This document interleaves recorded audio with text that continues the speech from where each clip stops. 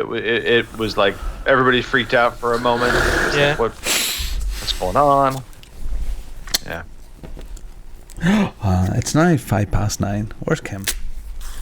If they really took him to town, took him to court and just like really railroaded him like the way they portrayed it, that must have been awful. And a flight sim saved his reputation. That's yeah. How they got him on. Should I say how he got them on the reaction time, saying it? Well, delayed by 35 seconds, and it completely changed the course of everything. And they said that they didn't ever get it right anyway until the 17th attempt, which was another fucking flaw in how they was investigating it. But wow, unbelievable. Yeah. Is Kim ready? Woohoo! And YouTube is live too. Was worried that would fuck up. So YouTube is live apparently. Are we live? I pressed the live button. Oh, we're live.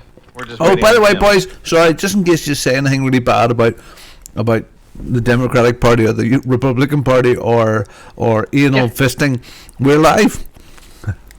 I appreciate that. Okay. I'd go with the last. Yeah. I can't really give you any much advice. Oh, well, yeah. No. I also watched the one where Cartman gets abducted by aliens.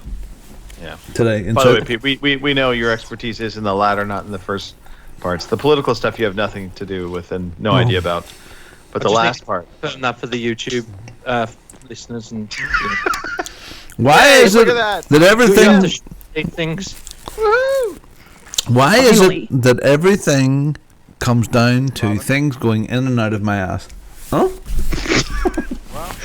Wow, wait, what did I miss? Yeah, you missed it. Talking about the political parties and anal fisting. Mm-hmm. To which I confirm that I know I've got great knowledge in the latter, but not political stuff. Yes. Pete is only good for this part of this conversation, and it's not the politics. Yeah, we've lost 72 followers so far. Oh, he's back then, so I can cut stuff shit up then, can I can do stuff. Okay. You're talented like that. It's not going to matter if you want to post the audio because Podbean fucking sucks. Yeah, I'm gonna slander them for a while because if this is the case, I'm just gonna get my money back and we'll go to a different service. Yeah, you heard that right, Podbean. That's right. So, let's correct things here. Okay, top left webcam is not Pete Chin. Okay, that's a good sniff, Greg. I like the good. Oh, for fuck's sake, Jim, lad.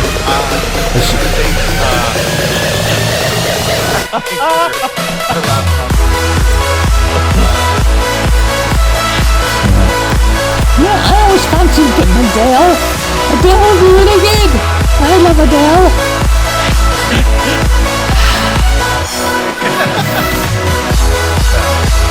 I blame Robin's ex. What happened just now? Did you click yourself off? No, it was us sleeping. I like what Bill had. I'm not sure. But Yeah. Is it brand new, that laptop? yeah, it's brand new. Yeah, I haven't even been on the podcast with it yet. So Wow. Fucking Russia. I know, exactly. Okay, that's Greg DeLacy in the right position. Now we need to get the bottom left hand camera. Bottom hopefully it left. stays alive. I know. Third. I did unplug my camera and my microphone. Well, that's in case me. That was just printed up. I would be slightly nervous about that laptop. I'd be calling customer service or Amazon from you got it from and say, hey, like 5 minutes using this thing. I've got multiple screens and a BIOS. I've never heard that. I've never seen a computer with auto update on a BIOS. Right? Yeah. On a bus? That is Yeah. bizarre. It's weird. I'm doing it on public transport. It's absolutely ridiculous.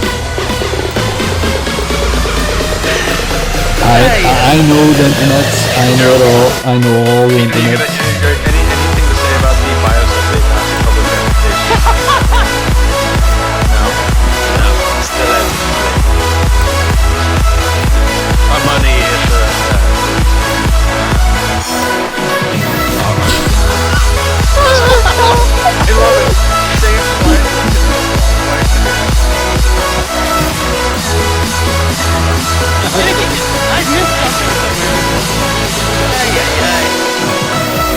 Don't worry, Kim. You I can didn't sign up for fisting, just so we're clear. you can take it. Don't worry. I mean, if I didn't know that's what was going on. Okay, I'm not. Well, yes. Wait, the kettlebell was brought along for that. The terrifying thing is, I have it's the bottom left, fourth webcam. There it is. Unlock. Oh, anal fisting.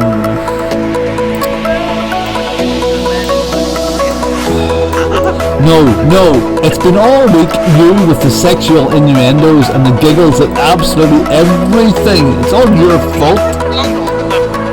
I said dongle. Goodness me.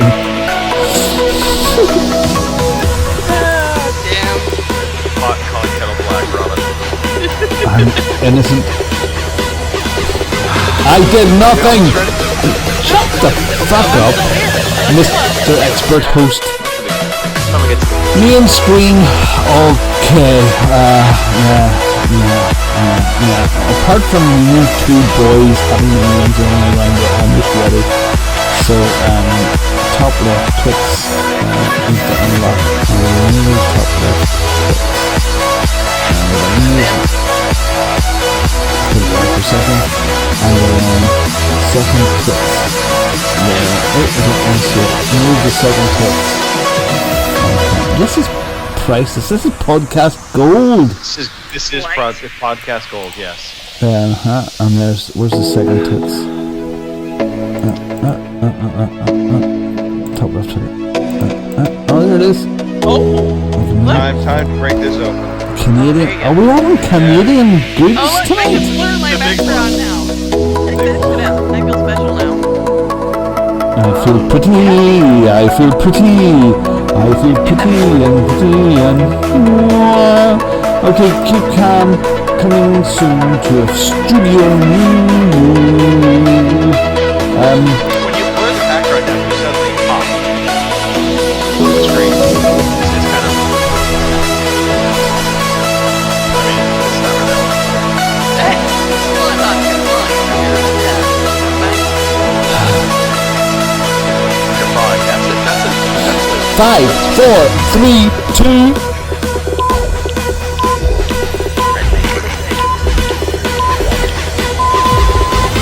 Good evening, ladies and gentlemen. Y'all are listening to the Overseas Connection podcast. Shut up and sit down. Here we go! Would you kindly? I think we're just getting started.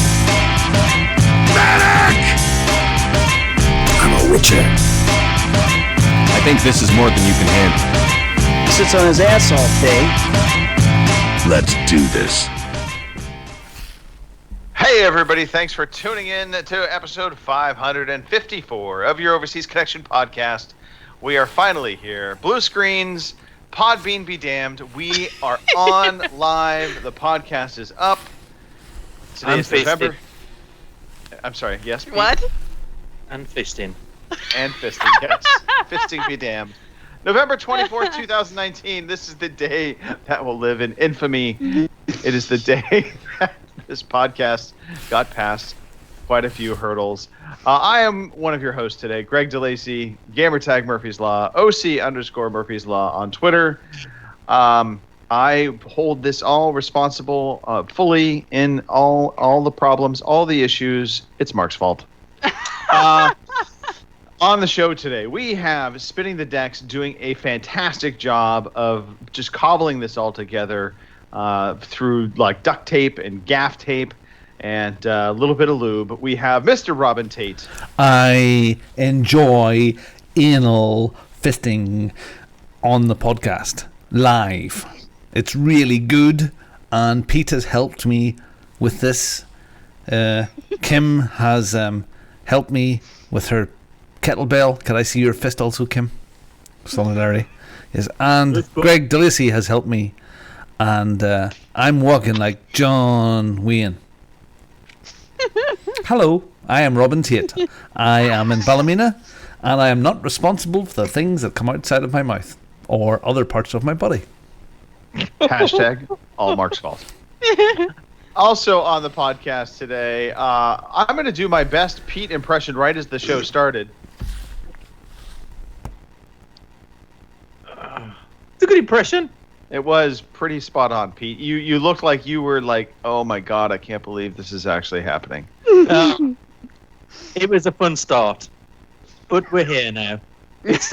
Oh, who's that in the corner? For the audio listeners, there's a face that's just appeared in Greg's camera.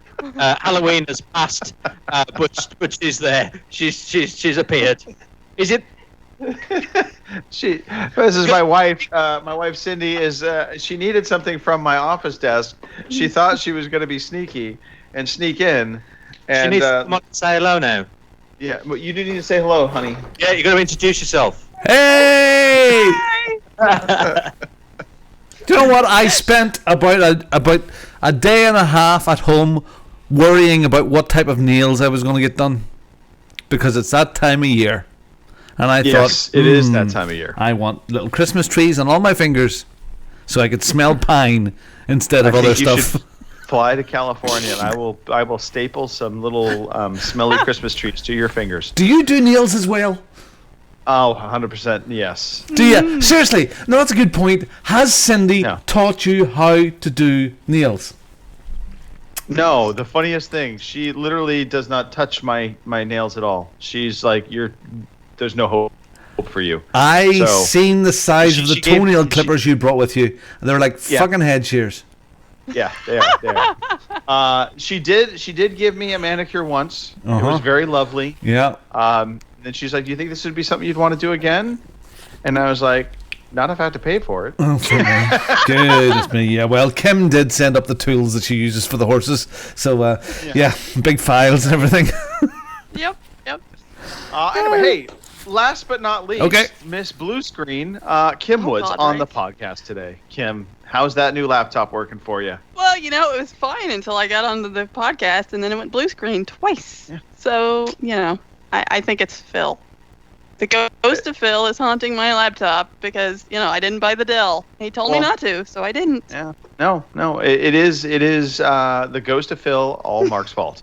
Exactly. So, Okay. yeah. All right, let's get the negative energy out. It's done. Shake Do you want it some out, negative everybody. stuff? Do you want negativity? No. No. Deep breaths in, positivity, positive vibes. If you are listening to this podcast, thank you. We will send your free money in the mail at some point. You say We fisting. we do appreciate you being part of the podcast. Of course, if this is your first dear. time, we're just gonna power through this. It's going to be your last.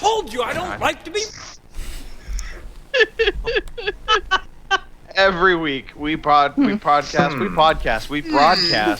Sundays, 9 p.m. in the UK, 1 p.m. in the West Coast, 4 p.m. in the East Coast, 3 p.m. Central Time. We do stream live on twitch.tv, OC Podcast, mixer.com, and youtube.com, all / OC Podcast. Normally, we'd have an audio feed up for you at some point in time shortly after the podcast has gone live. But because Podbean sucks ass right now and their customer service is slower than donkey shit, and donkey shit is really slow, by the way, you got to know this. So we're having some issues with them. Therefore, it may not be up until a day or so later, but it will happen. It will happen. All right. I was gonna do some shout outs, but look, we just need to jump into this. Robin's trying to say it's his birthday. We know it's not. Sorry, I have So- to refer to last week's new Twitch follower. Yes. You posted up. We were trying to say this all grammatically properly. I need a piz quick. Oh, my God. And I got it. I got it. yeah. Pete was the only one that worked it out. So good, well done, Pete. He Very worked good. it out. I was like fanatically trying. I'm like, I can say this. I could do this. Ah, dear. No. Anyway, Yeah, all right, anyway. let's dive into story time. Come on, Robin. Let's go. Hooray, it's story time. Hooray, it's story time. I'm so glad to be with you today. All right. Well, let's start with Pete. Okay. Pete, Well- give me a story, Pete. Tell me a story. Well, I've been organising some wedding bits and bobs this week. Okay. I've booked the ceremony. Seriously, Thing, fucking Roy. don't do it, Pete. Please don't No, do Pete, it. we tried Do you telling not you see twice, us? Shell. Do you not see Greg and I? Do you not see what it's done to us? You're great folk. You're I happy used men. to, Pete, I used to have long hair. It all fell out. No, I know, but I used to look You know. just like Kim.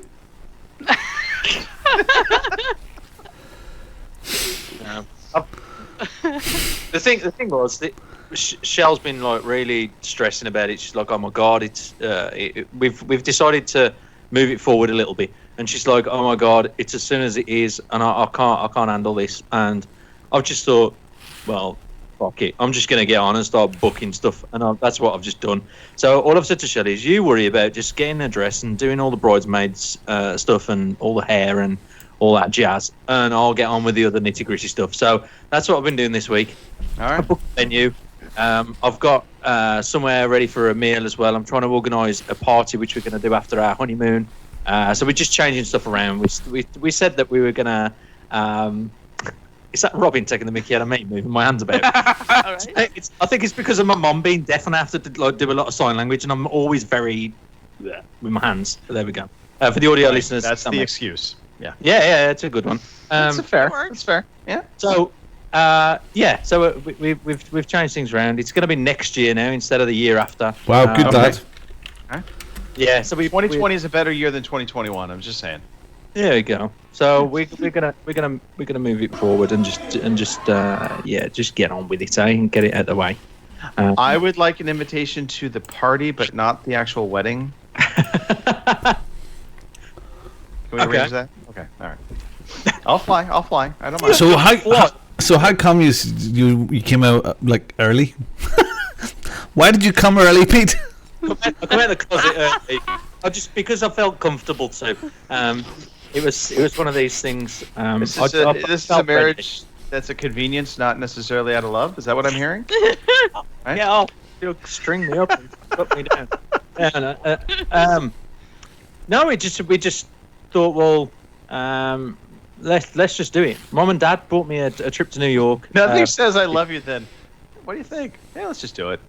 I don't know. My wife would tell you that I proposed very much in the same fashion. You wanna? I was not romantic at all. You wanna? Yeah. Should we? Yeah. All right. Let's do it. Works for me. Well, Yeah. I proposed to her in a place called Cannock Chase. That's where we went on our first date. So that was kind of romantic. But Oh. That was romantic. with arranging the wedding, like we're going to New York next year. Mum and Dad have got us a trip to New York, and we just thought, do you know what, we could use that as part of our honeymoon and save a bit of money. It's just one of those things. So we just thought, right, we'll just move it forward. So it's like in 7 months we're going to get married now instead of a year and 7 months. Sweet. That's yeah. exciting. All right. Yeah. So we're just going to move on with things, and we've changed our plan a bit. Nobody knows, to be fair. I'm telling all you guys, like you're pretty much the first ones to know. You probably know more than Mike. Yeah. Take that, Mike Chin. Yeah. Yeah. He might be able to make a cool Stadia video, but he got nothing on us on the information I've not business. seen that yet. I've not seen that yet. But It's yeah, good. the other thing I'll tell you before Mike even knows, he's going to be my best man as well. He knows it anyway. Oh shit! Could you? I mean, really? You're scraping the bottom of the barrel there, Pete. That's it. Seriously? I want all Fuck's my change sake. back, Pete. I thought for sure I was getting the Ah, God, damn it! credit card taken I back. lost that bet. Shit, frig me. After all the things he said about you, Jesus Christ! I know. It's shocking. So I've just been doing wedding stuff this week, and I've also been to Preston. I've never been to Preston before, and that's where Stu lives. I didn't go to visit or see Stu. Would Screw you? him. Would you go Sorry. back? By the way. Yeah. Really? I don't know You where go- it was. It was just off Junction 28A on the M6. It was about a mile away, and we stayed at Shell's best friend's house, and she put us up for the weekend, her and her family, and it was a fantastic weekend. We had a nice little walk and went to this eco centre, which is a nice, like eco built place that, and all the toilets run on rainwater, and it's very. I mean, well, I work for Quakers, and it's a very Am I the only one that hears Eco Center and I want to throw up right now? Yeah. How dare you? Come on. Come on, that's topical. That was my bit, Greta.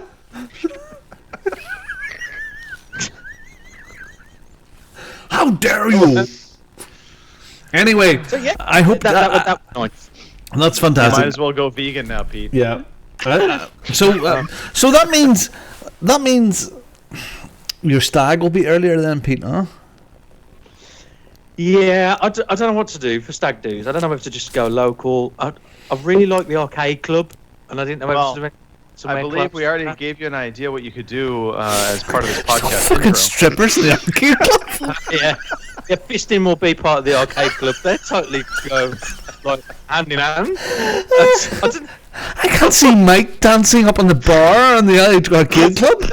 That's why you never get into the toilets. I mean, if you walked in there dressed up as Mario and Luigi, nobody would even raise an eyebrow.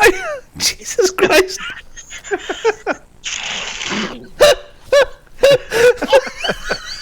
I think we need to move to another story time. Oh, God damn it. Well, I think, Pete, if you were a smart man, and this may or may not impact the actual wedding, but it's a protection lecture. no, sort of, a little bit. Your best call and your worst call would be to let Robin organize your stag do. That would be fun. Oh, come on. No way. Robin would be like, I've imported llamas and donkeys, and No. It's just dangerous. No. Yeah, I am dangerous. Yeah. Come on, Kim. What's the reference? What's the reference? Come on. You got it. Come on. You got it. I've planted the bug. I have planted Come on. the bug. Iceman. Pete, congratulations on the early turning in of your man card. Yeah, well done. Congratulations. Well done. Yep. It's all over from here. All right, Kim, I would love to hear about that brand new laptop that has no problems whatsoever. I know, right? Obviously. I don't know. Maybe it got cooties from the old laptop. I don't know. But it seems to be working fine now. Knock on wood. But it's an HP because, Phil warned me against the Dell. Look how well that went over, Phil. Thanks. But it's a Core i5, 10th generation. It's got the solid state drive. It's got 16 gigs of RAM in it. I mean, it's only like 14 inches, so it's quite a bit smaller than my other one. But so far, Sounds pretty sizable. Never mind. well, yeah, Poor Pete. And if you listen closely, you will not hear a fan. So there's always that. That is good. Yeah. Oh, yeah. Your laptop did one of the most amazing things I think I honestly, and I was harping on this earlier, Mm-hmm. but your laptop gave you the blue screen, and then it did an auto update of your BIOS. It did, yeah. Which I have never seen any laptop ever auto BIOS update. That's usually something that kind of the guys that are building out rigs are usually doing. You don't usually see, at least I've never seen it. I haven't either, so that was rather shocking and slightly alarming. But just a little bit, yeah. Yeah. So Anyway. no. Other than that, when they dropped it off, I picked up the box and I thought to myself, "There's no laptop in here," because it's like 3 pounds. Right. My other laptop's like 10 pounds. So I'm picking up, I'm moving the box, and I'm like, there is no fucking way there's a laptop in here. And all I can think is if Walmart sent me a goddamn empty box. But no, lo and behold, there was a laptop in there. It's just strange that, in 5 years, because I think that's what I bought my last one, 5 or 6 years, that they've changed so much in the 5 years since I bought the big, heavy asshole that I had. So Yeah, you they are bought a slightly big, different. heavy asshole. Mm-hmm. I sure did. Well, we're all fisting now, so it's probably a good thing, huh? 14 inches. the classic. Big, yeah. Man, this cannot write itself any better. I know, all right. Yeah. Well, But anyway, congratulations on the new other laptop. than that, yeah, same shit, different week. So Well, apparently, looking into, did you say it was an HP? Yes, it's an HP. Yeah. Yeah, apparently they said that they've got an auto update on the BIOS. That's something that There we go. they've Well. grown it. You can turn them off, but There Yeah. we go. Pete It'd be Chin, nice to turn our, it off, our wouldn't it? podcast researcher. Thank you, Pete. Good on you. Good on you. Good on you, boy. Good on you, boy. Boy. That's another game I played. I forgot about that. Sorry, Robin. Oh, good thing. Robin, by the way, Yeah. stories. I Oh. see lots of stuff. Yeah. So I'll circle back to TV times. So I was at not last week, Monday week, Tuesday week. I was at a retail conference, and the last speaker, lots of speakers from all over the world. It was fantastic. There was a guy from Louis Vuitton, originally from Northern Ireland, who lives now in a completely and utterly different world than us, and he was telling us all about his life and how he was with the stars and polo matches and Louis Vuitton, blah blah blah, and champagne. Anyway, but the last speaker was Sir Chris Hoy. Now, Sir Chris Hoy, Pete might know him, is a 8-time gold medalist for Great Britain in the velodrome. That's the cycling, that weird cycling indoor stuff. Yeah. Yep. And he got up and he spoke about his life and where he was inspired to go on riding bikes, and very inspirational, very, very good speaker. Got to meet him, got a photograph taken with him, got to shake his hand. Very, very, very nice guy, Scottish fellow. He said his inspiration for wanting to be on bicycles was not watching the Tour de France or some fantastic road racing thing like that. It was watching E.T. and the BMX scenes in E.T. Pete, E.T.'s a film, Pete. Okay. A film is Mexican for film. Yes, I know Pete's quite young and he probably hasn't seen E.T. yet. So, yeah. I've seen E.T. Yeah, but I had to Google Boy. Oh right, okay. But you know, okay. but when you seen him, you knew who he was, yeah. No. Well, after I googled him, I know who he is. There you go. No. Good. I didn't know him before, no. Very inspirational guy. Was very good, and I'm very privileged to meet him because very classical. They showed the final race of the Olympics, where everybody before him beat the world record, and he had to beat the world record to win his first gold medal, and it was fabulous. Anyways, that was good. Just sitting with Judith there before I came out here, and we've just realised that next year Greta and Us will not be very, very popular. Email just in from my brother. I have a brother. He turns 60 next year. Now, I'm actually older than him in birthdays because he was born on the 29th of February, so he was a leap year baby. Oh. Yeah, so I've had more birthdays than him. Anyway, he's getting married again. Anyway, happens. so there's a big 60th birthday. I don't know if he's going to do the thing and get married at the same time, but the emails came in. He did mention it before, so that's sort of the end of February. Then I'm taking Judith to Paris in April for a nice long weekend. We have another trip to go to London to meet someone. Yes, we'll do some. Judith will be fisting. Yes. We're going to London in May to meet somebody special. We'll talk about that when it becomes official. But it's not official yet. No, well, no, it is official. Oh, so it is official, but official? but I don't want to talk about it now. Oh, you need to hold that back. Yeah, save it. Yeah. That's okay with you guys. Sorry, general public people. It's fine. Judith and I are going somewhere special in London. Anyway, and then we're off to Malta in early August. So yeah. I really thought you were going to talk about chocolate malts, and no, you're going to Malta. Well, if you know where Malta is, so you've got the Italian gangster movies. So you've got Italy and the Shape of Wellington boot, which kicks out to Sicily.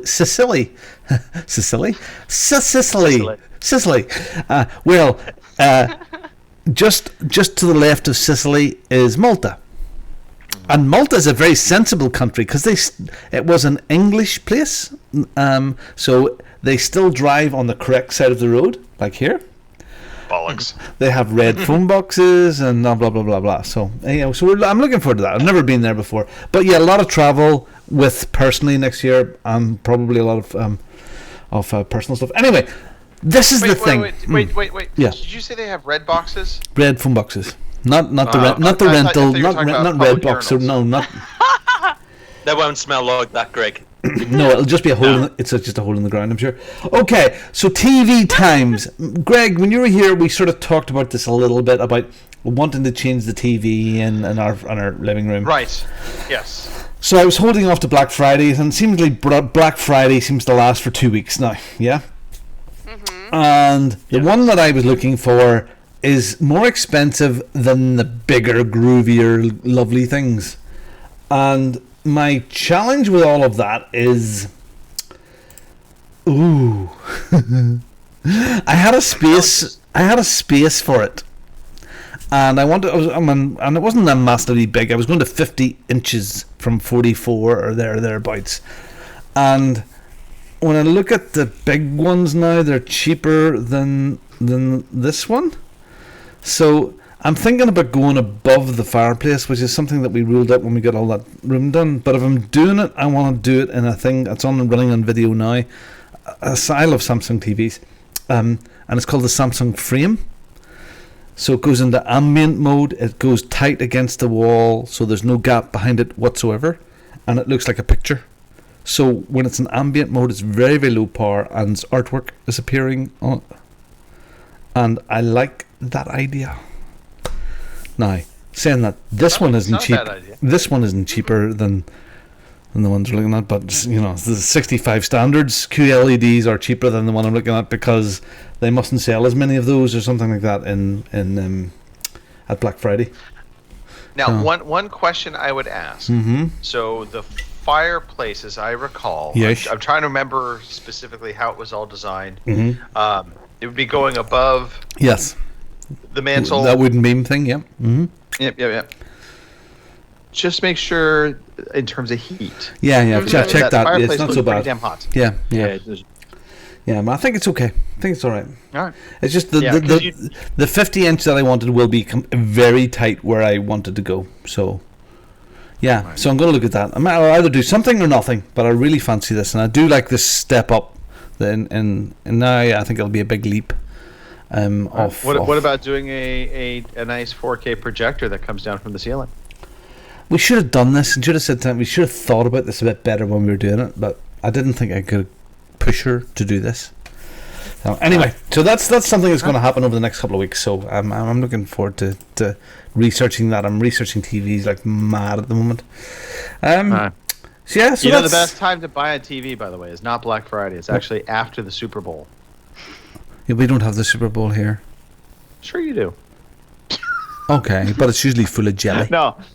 Yeah, I know. But in the U.S., after the Super Bowl is actually the best time to buy TVs, especially like Costco, because people will go buy a TV, they will use it for their Super Bowl party, and they will return it. So it's basically a brand new TV, and they discount the crap out of it because it's an open box. Wow. Yeah. Well, we don't have Super Bowl or Costco, so there you go. I need to be American. And you got one from Northern Ireland? No. Yeah. Wow. Yeah. Time to move. Come to America, Robin. Come on. Almost. That's the big change. Screw the TV. Just move. Do you know what? I follow American stuff far closer than I do anything from the UK. It's terrifying. I follow American culture. Everybody sort of does that, but especially American politics. I follow it passionately. I probably know more about the things that have been going on in the last 2 or 3 weeks in America than most American people. Shocking. Shocking. He's pretty naive of us guys from the UK, though, isn't he? Sorry? He's pretty naive. We don't really follow much that goes on in our we don't follow a lot of what goes on in the UK either. I mean, we know you have a queen. We know there's something called Brexit, and that's the extent of it. Do you know Caitlyn Jenner is in Australia right now on a British television program, which is "I'm a Celebrity, Get Me Out of Here"? Yeah. Did you know that is not political at all? No. No. I don't care about Caitlyn Jenner. Yeah. Sorry. Yeah. Look, do me a favor. Yeah. I want nothing. All right. Let's move on. Hey, It's Christmas time. Yay! Yeah. Yay! Ho ho ho I mean, ho. Thanksgiving isn't quite here yet, but you know, we're forging ahead. We started Christmas decorating. That's a thing. It's not even fucking December. I know. But so here's the deal. Okay, here's the deal. Okay. What's the Last year, we were really late getting our Christmas decorations out and up. Boom. Mm-hmm. Yeah, so we didn't get them out until probably about maybe 2 weeks prior to Christmas. So When did you get your This year- dangle and dingles and dongles out? Dangle and Dingles didn't come out until about 2 weeks prior to Christmas. Ah. This year, Santa comes my once a wife year. said, "Hey, I want to get my money's worth out of our Christmas decoration. We're gonna decorate. We're gonna decorate early, get it done before Thanksgiving, so this way we don't have to worry about it at all." So today we brought out the Christmas boxes, all the decorations from the attic. We have roughly 9-10 boxes, and I'm talking big storage boxes of Christmas stuff. Holy moly! Yeah. So after the show, I will be getting up on a ladder and doing the Chevy Chase, trying to make my house as light and bright as possible for the entire block to see. We'll see how that goes. How dare you? Those inflatable snowmen and Santas and stuff as well on the front garden, Gregor. I do not have any inflatable because I don't believe in the inflatable. Sorry, no. But No But I dolls. do have a Rudolph the Red-Nosed Reindeer and a Bumble Christmas Snow Monster. What? Did you just say Bumble? Yes. Bumble? Bumble from the Rudolph the Red-Nosed Bumble, the Abominable Snowman. Bumble. No. Yeah. Oh my Rud- God! Have you guys never seen Rudolph the Seriously? Red-Nosed Reindeer? The claymation? No. Rudolph's Bumble. You've never seen Rudolph the Red-Nosed Reindeer, the claymation cartoon? No. No. Oh my God! I don't even know who you people are. You are heathens. No wonder we left the fucking England. My God. Yeah, tea and no Christmas. England. Oh dear. Oh dear. The machine. Oh, what's happening to my? Oh. I will share with you later the greatest cartoon for Christmas time ever made, and you will likely think it's crap, but just know you're wrong, and that it is the greatest cartoon ever made for Christmas time. All right. That said, What about the Did I- snowman? What? The snowman. Have you seen the snowman, Greg? Yeah, I mean, Frosty. yeah. Snowman? Frosty the Snowman. No. No. Ah, okay. I'm walking Wait. in the air. We'll see you with your Bumble, Yes. whatever it And was. we'll raise you a snowman. Yes, we'll raise you with a snowman. Fair enough. We'll have Okay. a claymation off. That's never bad. It Hey. did. By the way, fuck Podbean. They've been the bane of my existence. Ugh. So basically, on the 15th of this month, get an automatic deduction from my account for our Podbean service. Every year it happens like clockwork. It's never been a problem. This year it happens. Pull the money out. I texted the whole team saying, hey, we're paid up for another year, blah, blah, blah. Then at 4 a.m. yesterday, I got an email from Podbean just straight up saying, sorry, we didn't get your payment. Your account's shut off. You know, we didn't get a payment. Your account's shut off. And I'm like, what the hell? So I go back, I double check my account. Sure enough, all the money got withdrawn, taken out. So I'm like, contact customer service, turn us back on. They respond with customer service will respond to you within 24 hours. And of course, this is one of the new age things for companies to do, which is they don't give you a number to call. You just have to email their support team. So I do that. Ticket sent in. They respond saying it'll be 24 hours before we respond. Then I get a notification saying, hey, Greg, we got your response, and we have your ticket. We're going to forward this to the accounting team to figure out what happened. Sorry for any problems. Not we're turning you back on or anything. Just we're going to look into it. And I'm like, but I sent you a copy of the transaction ID. I showed you a screenshot of the payment. I'm like, what the hell? So we're still in limbo. Pisses me off. Podbean, this is not a good look for podcasts. I'm just saying right now. But we're going to get past this. We're going to move on. We can still stream, and that's what we're doing. I watched the entire series of Jack Ryan. Thank Classic you Jack very Ryan. much. Love it. Yes. Amazon, Jack Ryan, big thumbs up season 2. Enjoyed it. I think I liked it better than season 1. I don't know. I don't know what to say. It's good. It's got the kid, and I can't remember his name right Jack now. The Ryan? kid from The Office. Yeah, Jack Ryan. I watched most of the first series, and then the production value got a bit cheap. It got a bit CSI on me, and I stopped watching. Watch season 2. It still is a bit CSI. It's not over the top action all the time, but it's good. And season 2 kind of mirrors a little bit of one of the Tom Clancy movies. Oh, I'll have to think of the name of it. But there was a Tom Clancy movie that dealt with South America. Oh, yeah. This is Yeah. similar. There's some similar Coffee. vibes, but the story Coffee. is definitely different. Yeah. Coffee, and they all got blown up in Bogota. And Yes. By the way, I done a search for moaning to do a little bit of video in the background there. Yes, it brought up some interesting results. Yeah, I bet. Pornhub moaning for 6 minutes. Yeah. Yeah, okay. I'm not even going to read them out anymore. No. That's good. No, don't. Yeah, Please. yeah, that was with Robin. Harrison Ford. Harrison Ford, and the first one, goodness me, was Jack Ryan, and he was there, and Darth Vader died because he had cancer, Yeah.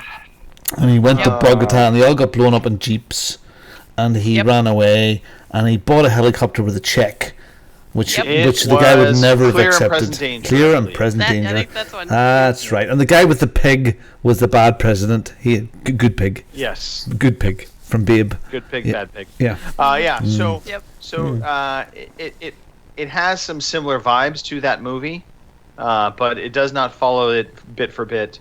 But there are some kind of crossover moments where you're like, oh, this feels a little bit familiar, but it definitely goes in some different directions as well. So it's good. It's really good. I enjoyed season 2. Like I said, more than season 1. Good.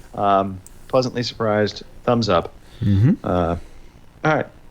Let's play. Let's talk games. Oh, okay. Okay, That's the thing we do. What are those?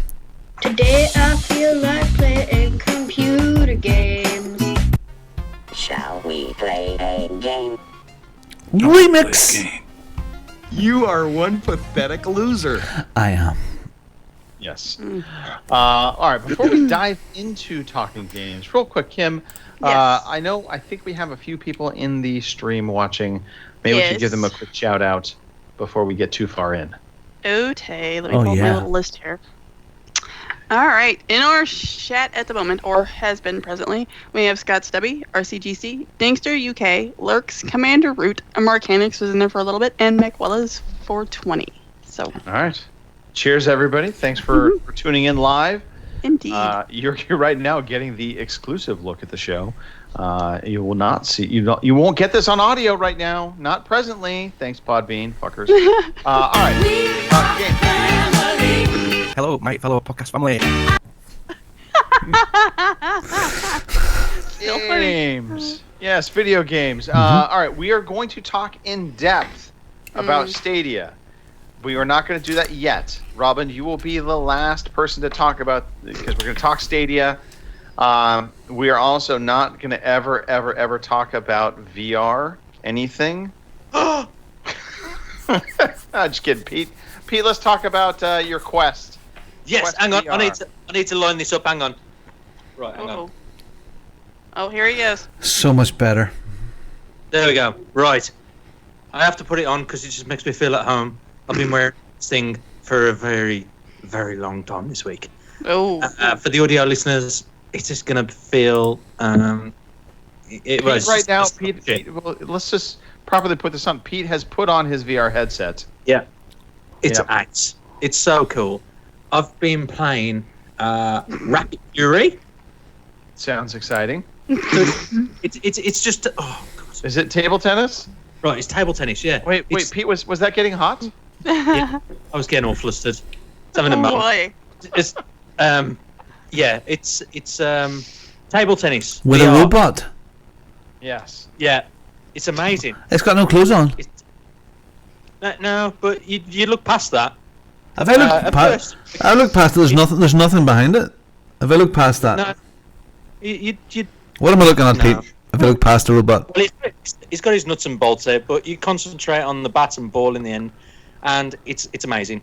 I've played a couple of online games. The chat's not that great though. You can't hear the people that well. I even tried to link up with Stu at one point from the Veteran Gamers. Well, and, that was a bonus that you couldn't hear him. Oh, yeah. we couldn't get a party going in the end, and he said it was something to do with he had another app open or something. So I was just like, oh, okay, we'll just try it another time.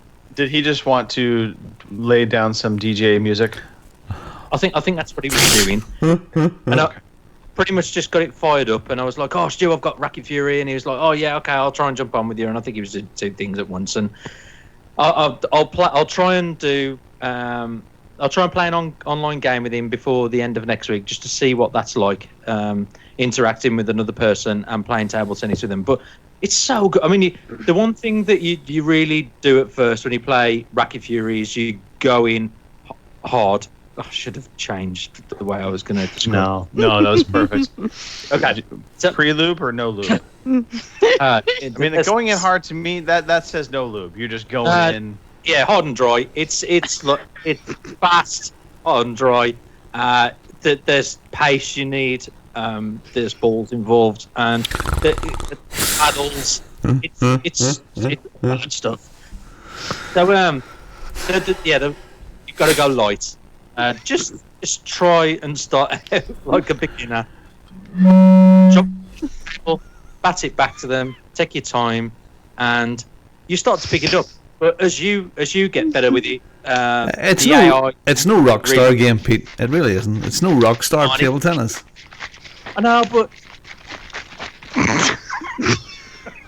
so if I was doing that to Greg DeLacy on his intro, it'd be going nuts. You know it. You're laughing like you know it. Anyway, so I played Racket Fury until you've got one of these headsets and you start playing this. Okay. Right. How much does one of these headsets cost? Yes. £400. All right, but it is wireless. It's Yep. self-sustained. Yep. All right. How long does it take to charge, and how long does the charge hold? It probably takes about 90 minutes to charge, and you can play it for about 3.5 to 4 hours maximum. Okay. If you're playing a real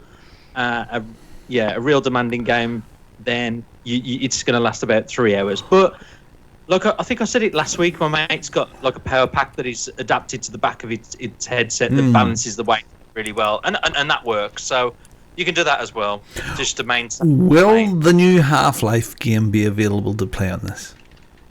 I don't know. This is in our news. We might as well talk about it real quick. There was really no news except for that one piece of news, which is they announced the new Half-Life game.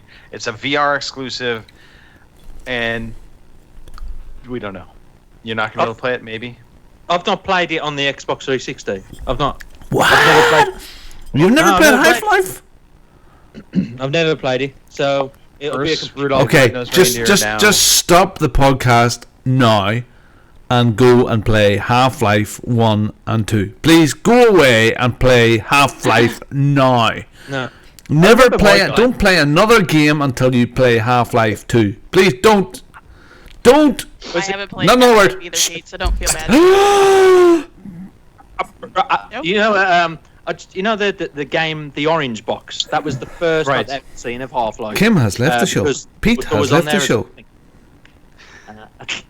Anyway, so I played Racket Fury, and another game I played on VR this week was Super Hot, and I was just expecting the Xbox One game, and it's not.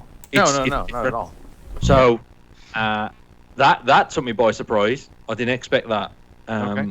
Really, really good. So I've heard Super Hot is probably one of the best demos of VR experience. The robot one that me and my brother played, I can't remember what that was now. I'll have to find out for next week. I think that was better than that was better than the intro of Super Hot, I think. Okay. Just graphically, because Super Hot's pretty basic, isn't it, as far as graphics? Right. It is basic. Yeah, when we went to the arcade club, we had a great game. It's just like a futuristic synth. Shoot 'em up. It was ace. Anyway, the other game that I've been really excited about and I've not played enough of this week, I've just been blown away by it, to be honest. And some of you talked about it last week, and I've heard a lot of good things about it. But The Outer Worlds, Yes. Developed by Obsidian, man, it's just. I'm a big Fallout fanboy, and as soon as I played this game, I was just like, it gives me that feel straight away, and it's a lot more polished. It was a little bit. The thing that I downloaded this, and the way I come about starting this up was I wanted to play Call of Duty, and I started Call of Duty up. I started my Xbox up, and it was like, right, we're going to update for Call of Duty Modern Warfare. Great, okay, this ain't gonna take long. Oh yeah, it is. It's 15 gig. I was like, fucking great. So I put that to one side. Right, what can I play? I've got The Outer Worlds. I've heard it's a big game, but come on, let's just fire it up and see what it's all about. And I didn't even touch Call of Duty. I just spent a few hours on this game. It's slick. It gives me that feel as you do in Fallout as well. You start off. A lot of people have described this game and talked about the story maybe a little bit so far. But so I'm not going to get into that. But just if you're an avid Fallout fan, the thing I got from it straight away, being a Fallout fan, was you feel very vulnerable to start off with. Enemies, they can kill you in no time. You have to do a lot of sneaking around. You have to be wise with what you do. Enemies are pretty hard at it. They're fast at you. That it ain't going to take you long to die out there. You've got to have your wits about you to survive. You got to explore. You got to open every single box that's in front of you. And because I started off, when you land in that pod, right, and you come out, there's some mech, like almost cog type shaped mechanics that you can pick up, and there was 5 of those in the first section, and I even missed the 5th one. I got 4 out of 5, and I dropped down the ledge, and I was like, I can't open that case that started off before me because I've missed the 5th one somewhere, wherever that was. So you really need to have your wits about you, like you do in Fallout. You've really got to look around and collect. So I spent a lot of time exploring, and I come across very quickly, before I even touched the town, the behemoths, like the big style monsters, and I was just like, oh my life, this is just slaughter.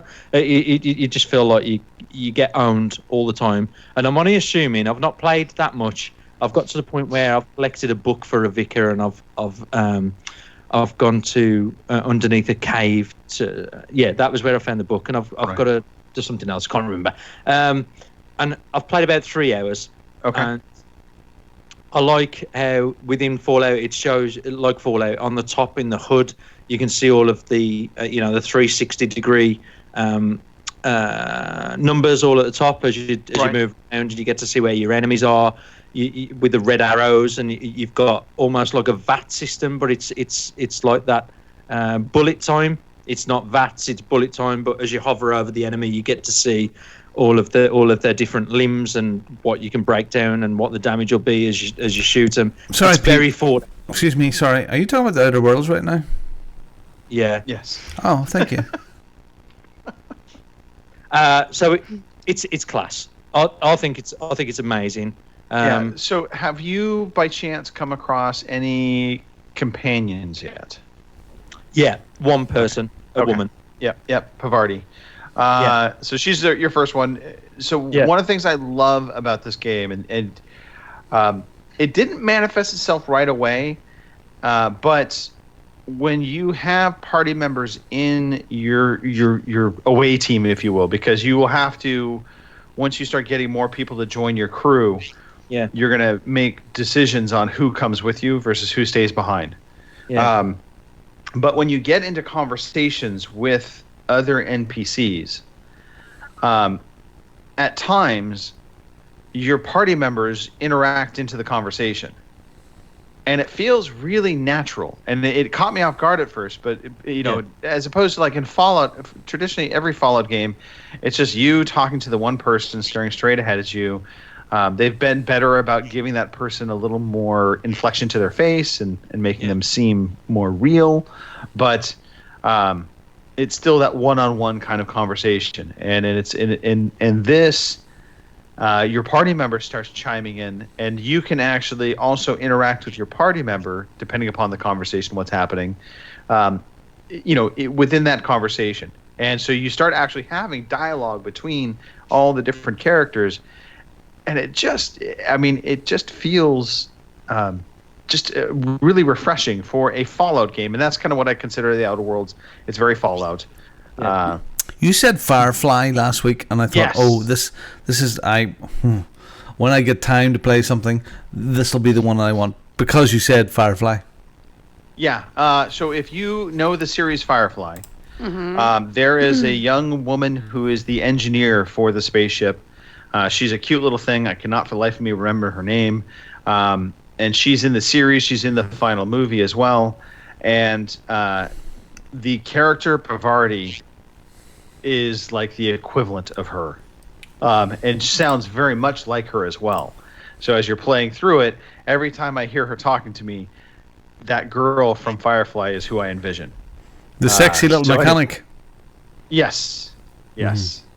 So anyway, I love the Outer Worlds. I think it is a fantastic game. It is just getting better.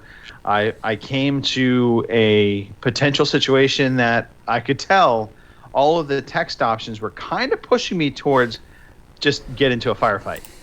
But I decided to kind of go against my traditional kill 'em all motive, which is usually what I approach these things with. And I went dialogue route and kind of pushed a narrative that was being laid out based on my skill sets.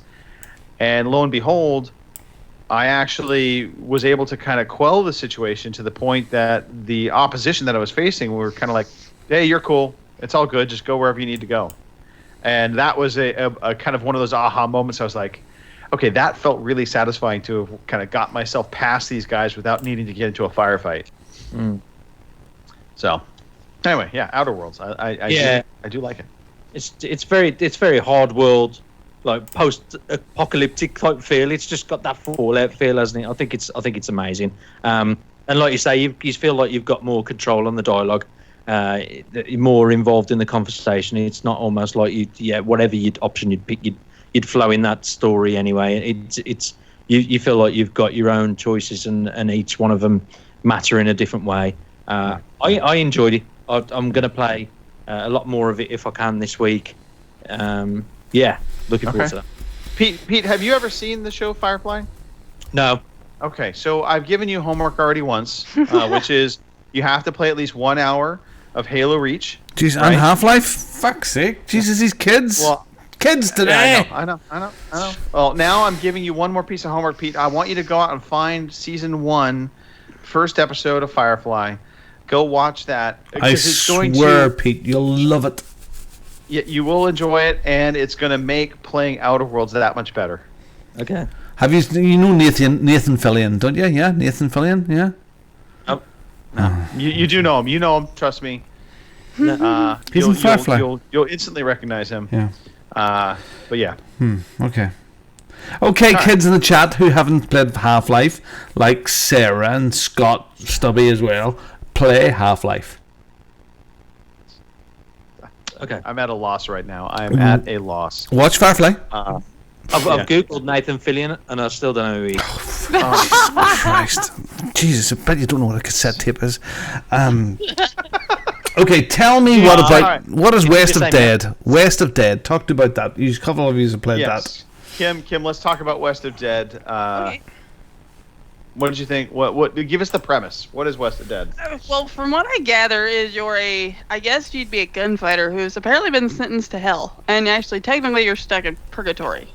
And kind of from what I gather is you're working to clean up the bad guys in purgatory. Yeah. So. I mean, that's a pretty good summation of it. Mm-hmm. This is a game, by the way. It is in beta right now, beta preview on Xbox, so you can go in and download it for free. Yeah. It's under the demos. Yeah, it's under the demo section. It looks like a very old new game. Mm-hmm. I call it your Ghost Rider in Red Dead Redemption, basically. That's kind of what I got, yeah. Your character totally looks like Ghost Rider, flaming skull head, and I'm afraid to look. Anyway, it's in a Western setting. you have kind of, I won't say limited ammo, but your ammo runs out, and then you have to refill your ammo. And that all are mechanics that are tied to skills, and so you can increase how fast you can reload, that kind of thing, as you level up. It's challenging. It's not super easy. Oh no. But and at first, I wasn't really sure I liked it, but the more I went back, and I don't know if you want to call it a speed run, kind of, because you don't really have a set thing to do. They give you a certain path to take. You follow the path. You kill the bad guys, and if you die, you have to start over, and they give you a different path to take. So, yeah. I mean, I'm intrigued by it. I want to play more of it. For sure. It sometimes feels a little unforgiving, but I think part of this is some stuff that they can clean up with some of the some polish passes. Yeah. Like there's a cover system, which I did not realize. There's a cover system. You can come up against chairs and desks, that kind of thing. And it's automatic.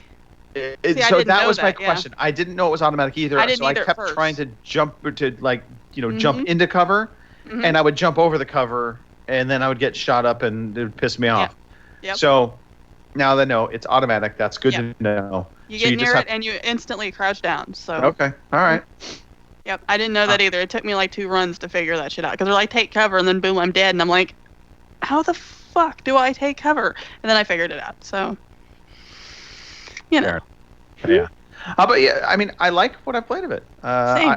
And it's kind of a breath of fresh air. We don't have a lot of twin stick shooter type games out right now. So it has a little bit of that.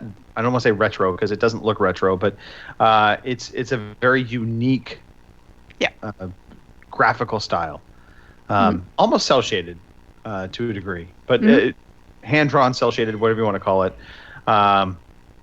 And again, the Western motif I like. I love Red Dead. I love the whole 6-gun, 6-shooter, get my Winchester rifle out.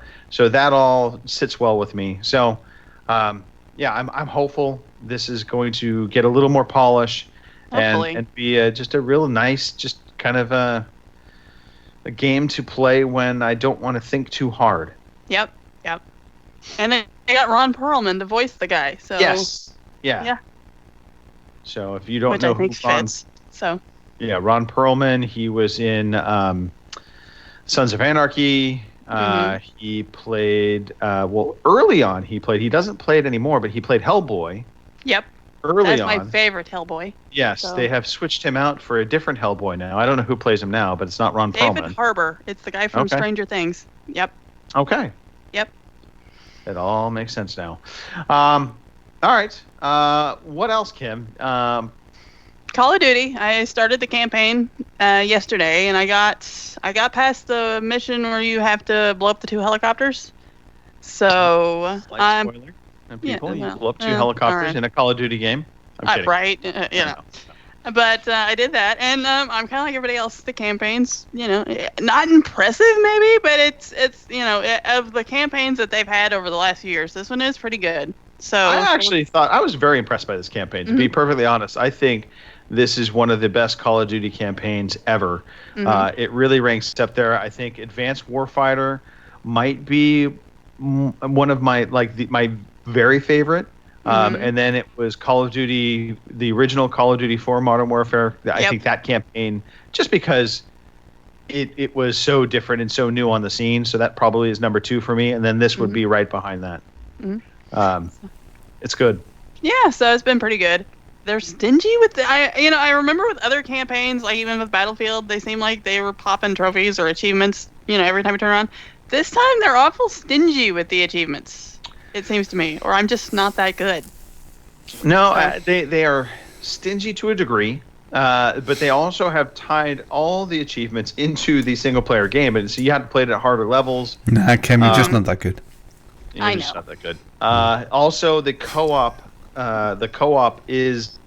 has like campaign missions in it as well that have achievements tied to it.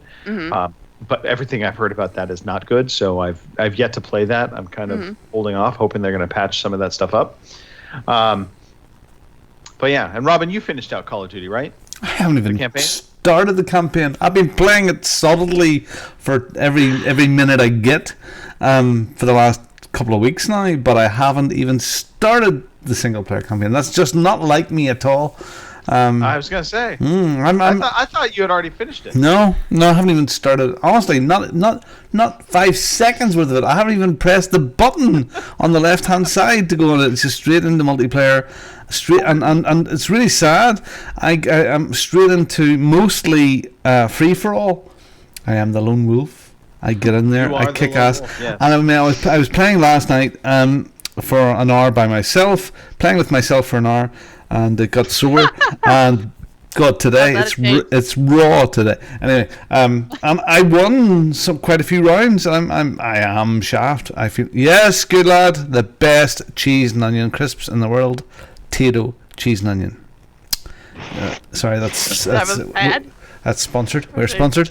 Yeah. So I was playing with Hards, Game Over, and Stepche, and a few other guys last night, and we were playing some Domination. And I like Domination and all, but it's just run, die, try and serve the post. And I think you need to take a wee step back. I think it's so exciting just to run and just die and. I think there needs to be a bit more thought put on it, as far as I'm concerned. I don't know, but then if you try to slow it down a bit, you're at the bottom of the totem, and when you're playing with a pile of guys, and you're the last or the second to last, you're the weakest link, and you think, I'm always the weakest I have to link, make more so of an that effort. doesn't bother me at all. Yeah. But it's really good. It's solid as a rock, and now I'm really familiar. I'm level 42 or 43 or something now, so I'm now I'm familiar with the menus. I'm familiar with the things, all the loadouts, and I'm now I'm experimenting. I'm falling in love with the FAL, the FAL rifle again, having a great time with that, and double claymore. I know it's a cheap kill. I'm sorry. Having a good time with that. So yeah. So I'm just it ticks a box for me. Because my life is just crazy, stupid busy at the moment, and I can drop in and for 20 minutes, half an hour, and play a few games, and then bugger off to bed. And it is that I don't have to use my brain. You know, like Greg says, he doesn't use his brain because we see smoke. Well, Never. It's that thing again for me. I know it's bad. It's like I have regressed back to before Mike fucking Chin pulled me out for only playing Modern Warfare 2. It's full circle again. So, but you know what? I'm playing games. I'm enjoying it. Yeah. Well, that's it. Yeah. It's a fast game, though, isn't it? Don't you think? Mm-hmm. I was pretty overwhelmed by it. I feel like it's. I mean, it's Call of Duty fast, but not the fastest Call of Duty. Like last year and the year before, those games with all the wall running and craziness. Oh yeah. That was not last year's, but when they had the wall running, that to me got to a level that I was just like, I'm out because we're now just getting to a level that I'm not competing well with. But this feels like it's gone back to its roots. And the original Call of Duty it was quick, but it had just a certain level of, I'll say slowness. Like I find Halo faster than Call of Duty. I find Call of Duty to be a slower pace in some respects. The time to death in Call of Duty is quick though. You don't last long, typically speaking, unless you're good. But no, I've been enjoying it. I had a funny moment the other day playing. I was with Hards and Marcanix, and we're playing, and somebody kept pulling in, aerial vehicles, and so we're like, we need our rocket launchers, and I'm like, the fuck, I could not find my rocket launchers, and I'm like, where are they in the menu? I don't see them, and of course Hards and Mark are like, they're right next to your assault weapons. It's like the next tab over on your secondary. You go to your secondary, they're right there. Why can't you find them? And I'm like, I don't see, they're not in my menus at all. Turns out, because I had put on the hard hard to kill perk, which is that I could carry hardline, 2 primary weapons once you do that, it eliminates rocket launchers as a weapon to be carried. Oh, didn't know So that. I could only carry. Yeah, it was the weirdest thing. So it was not on my menu system at all until I took it off. Once I took that perk off, then the rocket launchers, I could see them again. And I was like, it's weird that they made it invisible as opposed to just graying it out so I would know I couldn't get to it. Yeah. Anyway, so yeah. That'll be in the next 15 gig update.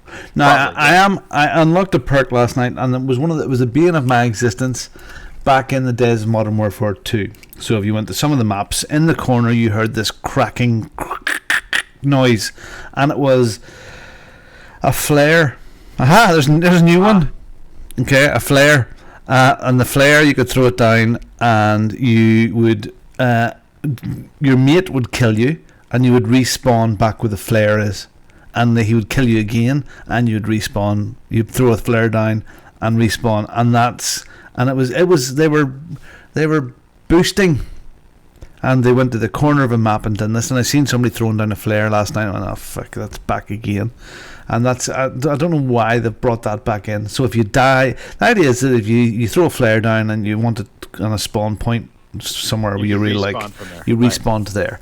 But it was being used as a cheating thing, so people could get 10 kills in a row or 20 kills in a row and get a nuke or get it whatever, because it kept it spawned on the mate.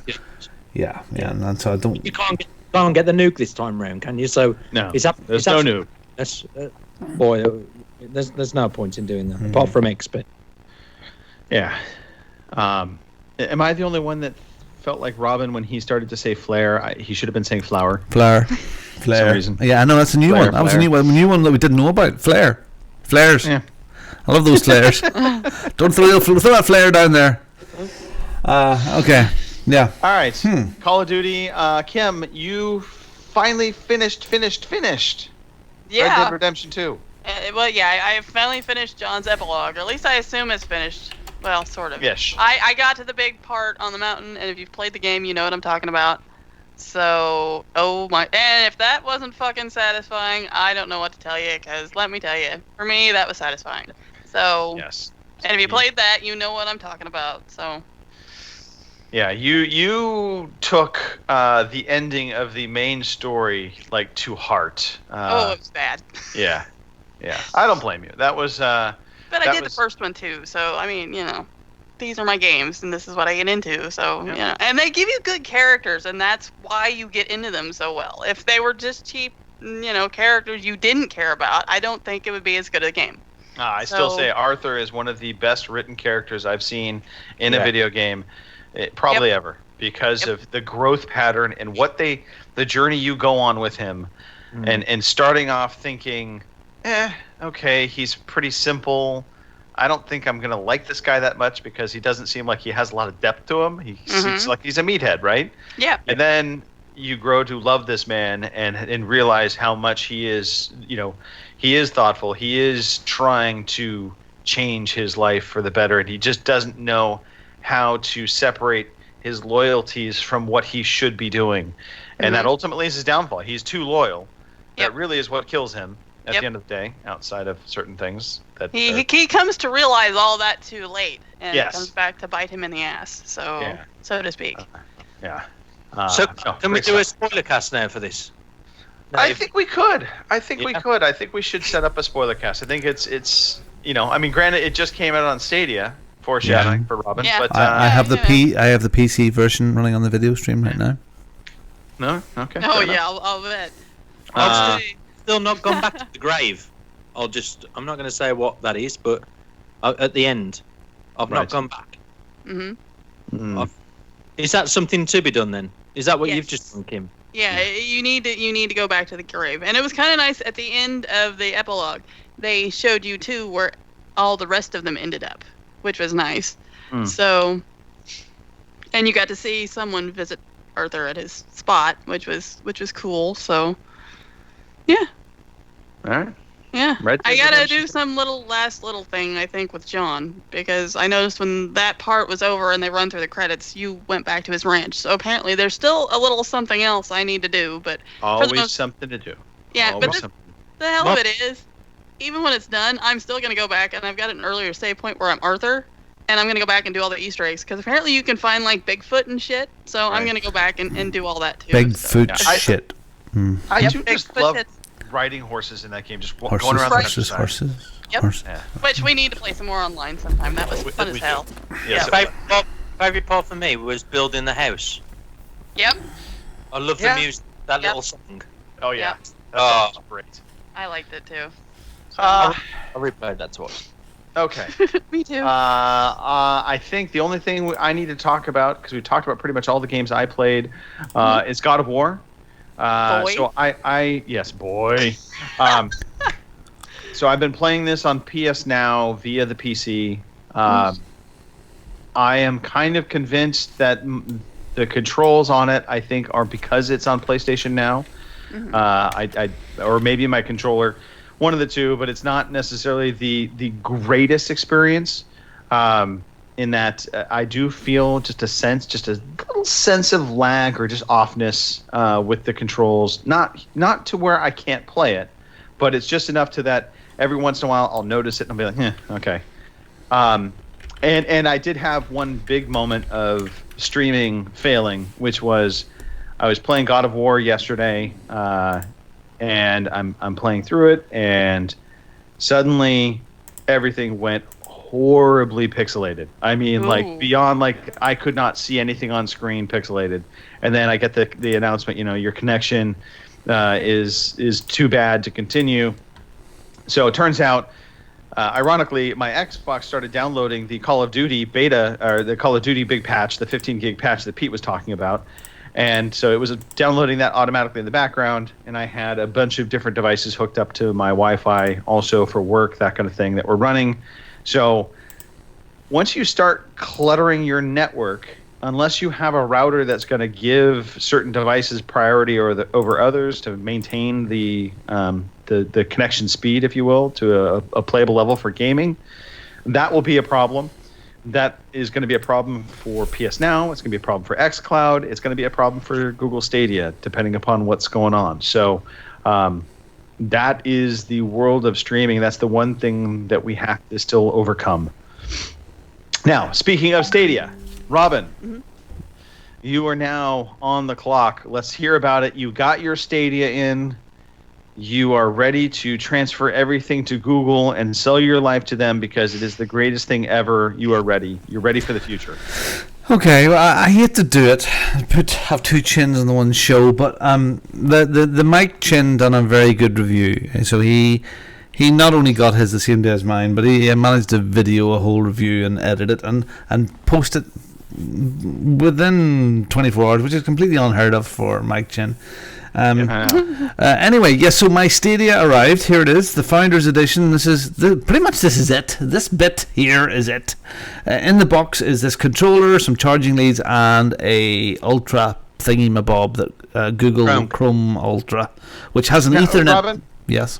Real quickly, sorry, before we go further, I remember hearing there were color choices on the controller. There was black and wasabi. Wasabi. Yeah. You didn't get wasabi. No, I got black because I'm not stupid. Don't say it. Keep moving on. Stupid. All right. I'm not stupid. I wasn't going to say that.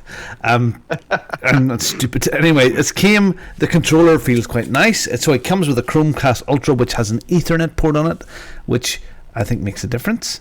Full disclosure, I have about a 30 meg internet connection, which floats between 30 and 60 because it's on 4G, and I do about 4 meg up, so it's a bit over the place. As you know, sometimes I can... Pardon, Kim? Sorry.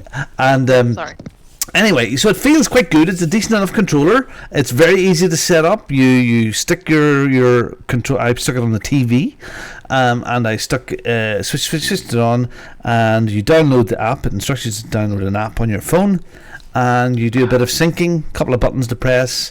Log into your Google account if you already have one, and you pretty much is it. And once it fires up on your TV. You can, of course, stream stuff like Chromecast from your phone, YouTube, Amazon, whatever, blah, blah, blah. And as soon as you press the controller, it comes up with like a 4-digit code. So you press A, B, X, left, that sort of thing, and it locks itself in. And up pops the menu. Now, the menu that appears on your screen is the games that you can play. You can't play anything else. Everything's sort of done from the app on your phone. Okay? Right. So to buy stuff, it's the app on your phone. To look at their news, it's there. So the only thing that appears on your screen with this controller, the Stadia controller in your hand, is the games you play. Now, you got to choose 2 free games. You had 2 to choose from. It was some Japanese fighting game and Destiny 2. Just to try out how quick it was, I bought Tomb Raider Stupid Edition, Anniversary Edition, whatever it is. It was cheapish, and I bought Thumper. Again, I bought a second one to show my son Joshua just how cool this was. So literally, you buy it on your phone, it appears immediately on the TV, you press the start button, and bang, away it goes. You're playing Tomb Raider, you're playing Destiny. Right. That bit is very, very impressive. Now, there has been some quite downers on this, even yous guys. I have to admit, before this came out, yous were really down. Where does this fit in? Blah blah blah. It's going to be crap. It doesn't fit. There's not enough menu. There's not enough games, and I agree with all of those things. So let's set the lack of games, the price point, all away to the side just for a second. The tech is pretty darn cool. Yes. When I was playing Destiny 2, I played it for about half an hour, 3/4 of an hour yesterday. There was the odd time when it got a bit fudgy, a bit bad Netflix, like too much traffic is going on, but I could still play it. I wouldn't play. Some of the stuff I've read online is unplayable, it's laggy, that's bullshit. It's not. It's really not. That's an internet overreaction as per usual. I don't think I would play Call of Duty on it, Twitch like, but something like Assassin's Creed or Destiny 2, the main game, absolutely spot on. Now, we get to the point where 5 years ago, I posted a photograph of me holding a box a few days ago, and the day of my Xbox One arrived. And I remember at that time, there was all this stuff about, PlayStation, you can share your discs, and you can't do that with the Xbox. And then there was a whole big debate about going online, all digital, and no way, we want our discs, we want physical copies. And that debate has now died. And a good majority of us now mostly have digital games. Stu Fowler, an exception, because he likes to trade it in and blah blah. And some people are like that, and you can still do that, but yeah.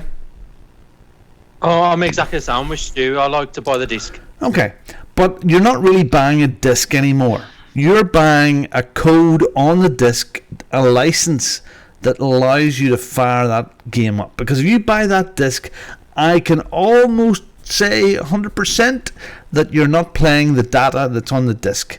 You're doing an update or a download as soon as you put it in.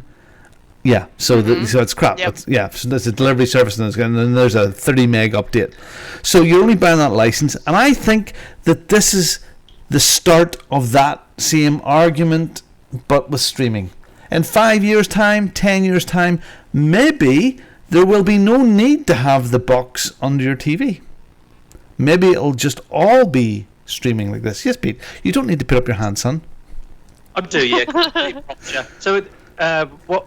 Okay, so what I was saying before in the WhatsApp chat about Google releasing this product and just getting their name into the market and just saying, right, here we are now. We're gonna start kicking in these products. Do you think then, in a decade, they're going to be one of the leaders in this?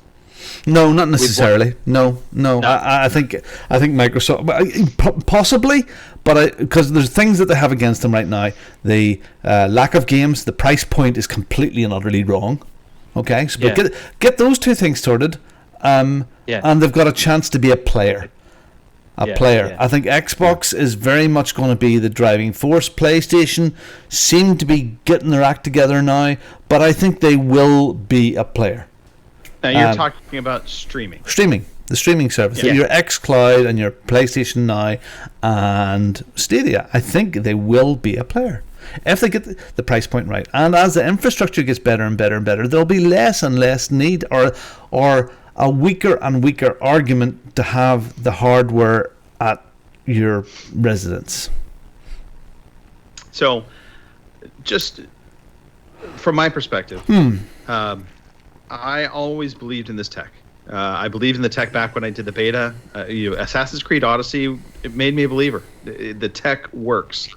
So it's not a matter of if the tech is going to work. I think streaming will be the future. I think we will get there. I think this is the direction all video game console makers want to go, because ultimately, if they don't have to manufacture hardware and they can basically get you into their ecosystem, that is their ultimate goal, to be able to get you in buying and having the largest profit margins possible. Google Stadia, I feel like they did rush this out. They rushed it out, to get ahead of the curve of the new consoles. And I don't think, honestly, okay, the library of games they launched with is not exciting. It's not. It's 20 or so games that have already released out on every other console out there, with the exception of one game called Guilt, I believe. Outside of that, nothing in there is exclusive content. Nothing in there is something that says, I need to play this now. And that one fact, that is the biggest, to me, detractor out of all of the issues that Stadia has. You see, that's the biggest issue. I think they went at they it. don't have I think they went content. They went at it incorrectly as far as the big games are concerned, because they do have really big games, but they're 6 months out of date. Red Dead and again Rage 2, which is now free on Xbox Live service, isn't that correct? Right. So the stuff like that. I mean, yes, they needed some of those big titles, but there was the Call of Duty option, thing right now, and there's other big game releases that have happened or are happening right now that they should have had there, and something that was current. I agree. And then maybe a load of smaller stuff. Well, no, and the fact that, but they're 60 quid. Okay. 60 quid for Ether. It's really Ether. I know. The pricing is off. Their whole games library, that is, I think, their biggest issue right now. Mm-hmm. It's a lack of a killer app, because Guilt is not the killer app that's going to make people say, God, I want to try Stadia. Ooh, sorry, people are trying Stadia right now out of curiosity. Yeah, and for me, and do you know what, Greg? That's absolutely right. This is not going to be something I'm going to rush to. I will check the app every other day to see if there's anything new on it, and I may, because I am maybe going to be traveling a lot more soon in the new year. Right. Either bring a Switch or bring one of this and throw the dongle into the hotel TV, and away I go. That might be that's a good possibility.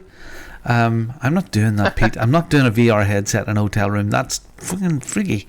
So yeah. I don't know. I mean, look. Let's go look at the Stadia app now and look at the games that are there. Sorry, just firing it up right now. Well, and so this actually that leads me to one of the other things I was going to talk to you about. And so when it launched, it launches with this phone app that you need to set up on the phone, and and it only works on the phone, and then it kind of transfers to your Stadia, but you're not purchasing from the Stadia, you're purchasing from your phone app. And at first I was like, this is absolutely it's backwards. Not a problem. It's not. No, but this is the point I'm getting to, Robin, and I know what you're saying, and what my point is, that in retrospect and looking at it now in hindsight, this, I think, is actually always going to be the UI for Google Stadia. Yeah, it's fine. I think the phone app and their dedication to the mobile application of this is where it will always reside. And it's going to be you're going to send it to your screen from your app, and that will be the user interface moving forward. I don't think they're ever going to have a store application on screen. I think it's always going to take you back to your phone app, and you will buy everything through your phone. Maybe that's how Google operates now. The Google Android store, that is their spot. So no, I haven't tried it. I haven't tried it on a computer, and I haven't tried it on a phone. I've just tried it on my TV. So and it looks to be all right on the phone as well. So yeah, it's interesting tech. So it's a folly for me. it's a yes, it was an expensive folly, but I love these new things, and it'll be interesting to watch. But I don't know. I mean, people getting so annoyed and angry, and it's failed, and this. Do you know what? Nobody bought a Founders Edition hoping to replace or needing to replace their Xbox or PlayStation. Anybody that got a Founders Edition is interested in this tech. Really, I mean, don't so stop being so upset with it. It'll come. Yeah. It'll come or not. So when you're next. I think that's fair. I think that is fair, and I think. I think that there's a very vocal minority that get hung up on any time there's a big change in the industry. I mean, think about back when Xbox, the original Xbox, we're talking way back when, put broadband and made that a requirement. You had to have broadband internet, not dial-up, but broadband internet to play multiplayer. People were crying wolf. They were saying it was the end of everything and that this was, Microsoft was crazy. Turns out, not so much. And so those kind of innovative leaps have to happen. Somebody has to take the first plunge. Ironically, it was actually OnLive that tried to take the first plunge with this. They just weren't a big enough company to pull it off.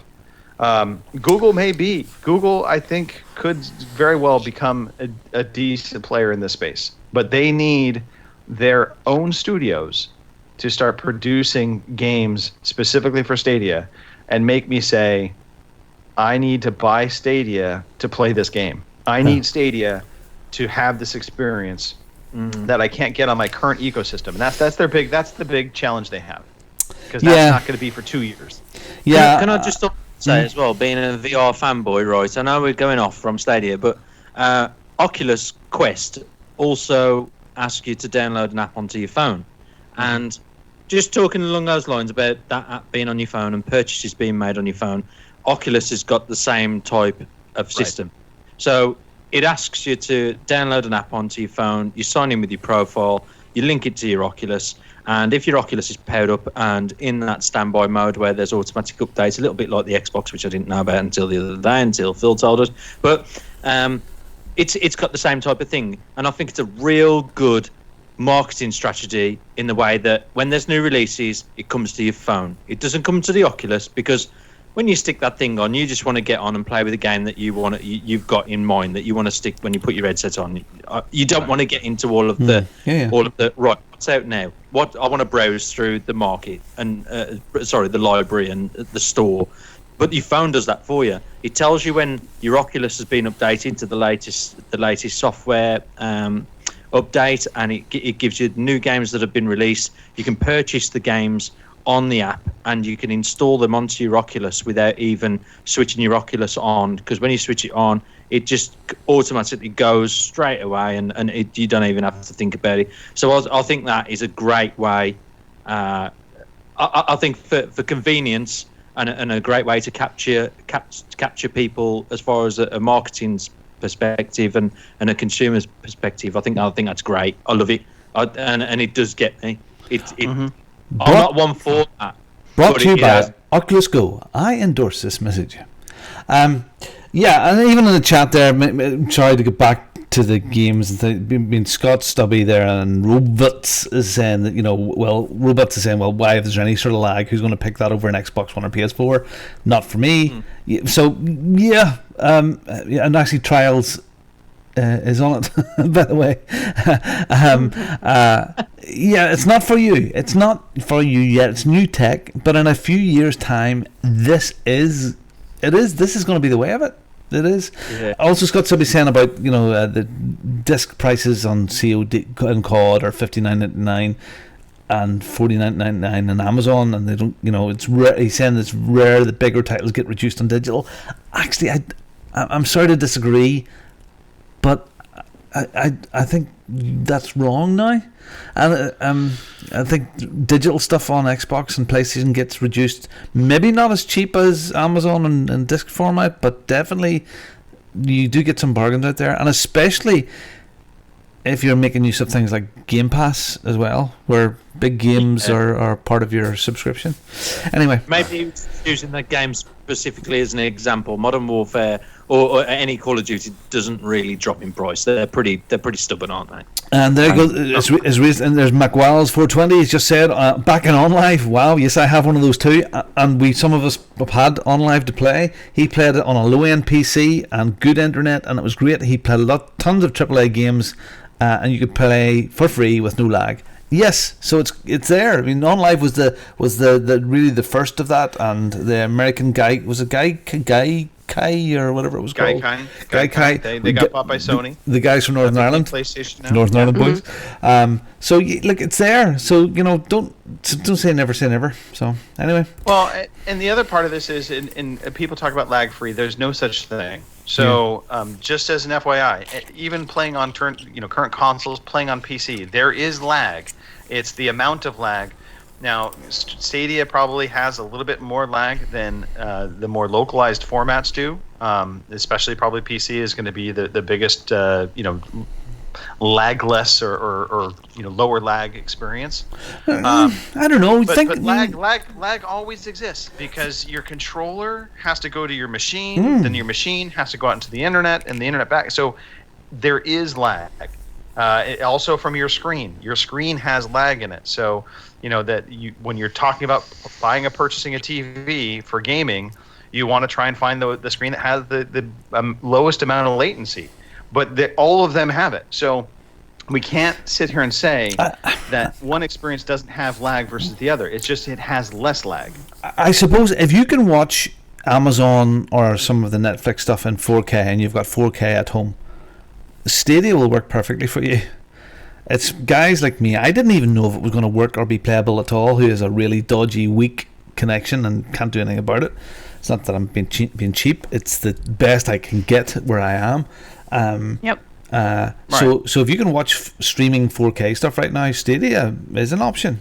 But again, the price point's wrong. No. They're perfect. No. Here, I'm gonna real quickly. I'm gonna take the other side of the aisle. I think it's good that we're having this conversation. But the counterpoint to this, and this is me looking at Stadia and saying it's not for me, and it's not, again, looking at tech only. What I'm really looking at, and what I think the other big uphill battle Stadia has, at least with the current consumer base, is the ecosystems in which we all play in right now. We are vested in. I have probably 500 plus titles on my Xbox. I've got actually probably half dozen or so on PlayStation. I've got a bunch on my PC. Why in the world would I suddenly stop investing in those ecosystems and put money into Stadia and put myself into kind of this, this ecosystem that isn't going to allow me to play any of these other games? It's going to, in a sense, kind of wall guard me into their ecosystem. That's the uphill battle they have for me as a consumer. I'll say two words to you. Nintendo Switch. Again, it's okay. Nintendo Switch has exclusives. Stadia does not. So again, what is my incentive to go into the Stadia ecosystem when there's not anything worthwhile to play that I don't either already own, or and again, this is my point. This is the uphill challenge they have. If we not the tech. If we go back to the launch of the Xbox One again, which was a fucking disaster. Okay, not only the price, but Microsoft rushed that beast out a year probably before it needed to be. The dash was wrong, some of the tech was wrong, a whole pile of stuff didn't work. Right. And what?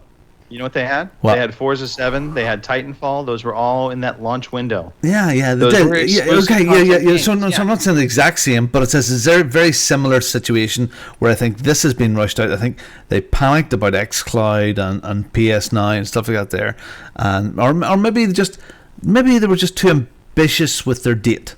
Scott, the difference between xCloud and Google. xCloud pretty much is streaming all of your game library to your phone, to your iPad, to wherever you want to do. That's pretty much what xCloud is. But it'll be part of your subscription. So it's pretty much the same as Stadia, So you'll use a controller on a PC, or you're in a hotel room and you're on your iPad, and you'll be able to play Forza on your iPad. Just log into your Xbox account.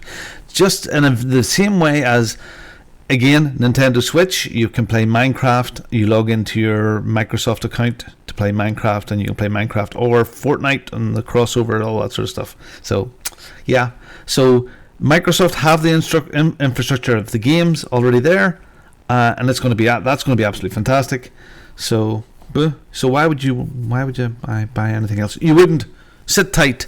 It's just knobs like me and Mike Chin that like to try new stuff. So we'll keep you informed. Well, I mean, yeah, I think that it's exciting tech. It's a new player in the industry, so absolutely there's going to be people wanting to buy into it and experience it and check it out.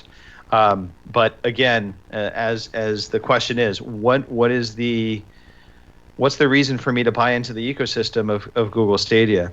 I don't think there is a compelling reason outside of if you want to check the tech out. That's the only compelling reason to buy into Stadia at the moment. There's not a game on that service right now that you probably don't already own. Yep. Or you couldn't either buy cheaper, or at least buy on a system that you already have a good dozen or so friends on. I suppose the only advantage is that you get more games on that available than you would do through a PS4 service. No. No, actually not true. No. Oh, I don't know. No, there's about 30 games in total. Yeah. Online. On Stadia, that's about it. Yeah. How much do you get through PS4? It's got to be. Well, PS4. So they currently on PS Now on their service, they've opened it up to PS4 games, not their first party games, mind you. Let me correct that. There are first party games on PS Now, but they are not necessarily day and date release. But God of War is on PS Now. Yeah. The most recent God of War. Uncharted 4 is on PS Now. Which is how you're playing. How many games have you got? Correct. How many are going? They have a ton of PlayStation 3 games. I mean, they probably have close to 1,000 titles, I would bet. If I had to check how many titles they have. It's a lot. But again, you're for PlayStation, for the longest time they were trying to use that as their backwards compatibility solution. So that was how you played your PS2 and your PS3 games on your PlayStation 4. They've kind of updated that now. They're getting to more PlayStation 4 games. And I have a feeling that will change as we move forward as well. Mm-hmm. They're going to compete with the especially if Google Stadia takes off, or even xCloud if that takes off, and they have to jump into the waters of day and date release on cloud. They can. So, but again, the difference between Stadia and every other system we're talking about is every other system we're talking about has a deep library of games, and they have exclusive content, whether it's Nintendo, Sony, or Xbox. They have exclusive content to those systems that is compelling to say, I want to buy into these systems. That's the thing Stadia lacks right now, and they're going to lack it, to be honest, unless they buy a game.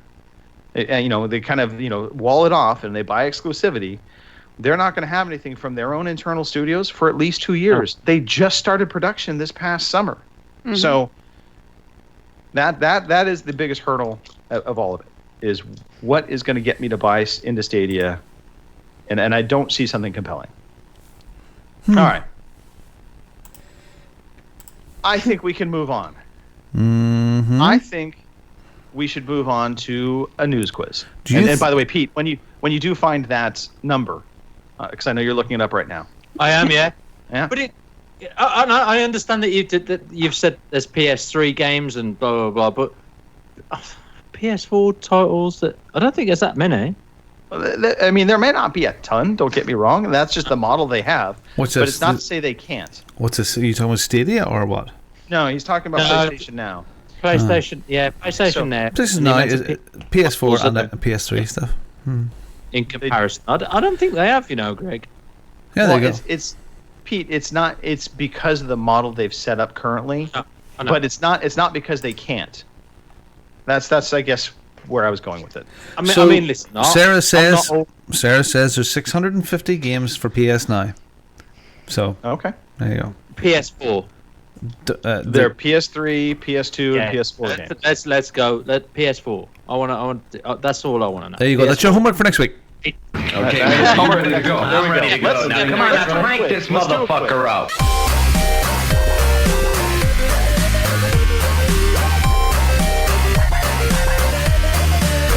What's that noise?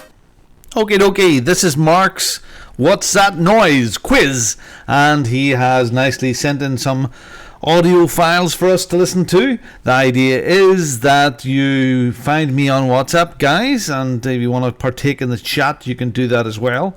The idea is that you listen to this clip. If you guess it outright, the guys get 2 points. If you don't guess it before the multiple guess things are given, well, if you get it right at that stage, you get 1 point. So, there you go. I'm just testing. Thank you. Anyway, so here's the first audio quiz noise. If you guess it right, send me a WhatsApp, please, you guys. Round 1.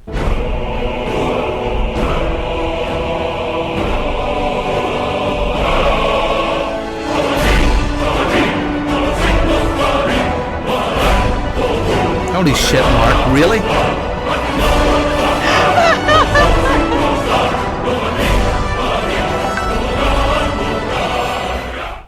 Okay, what game was that?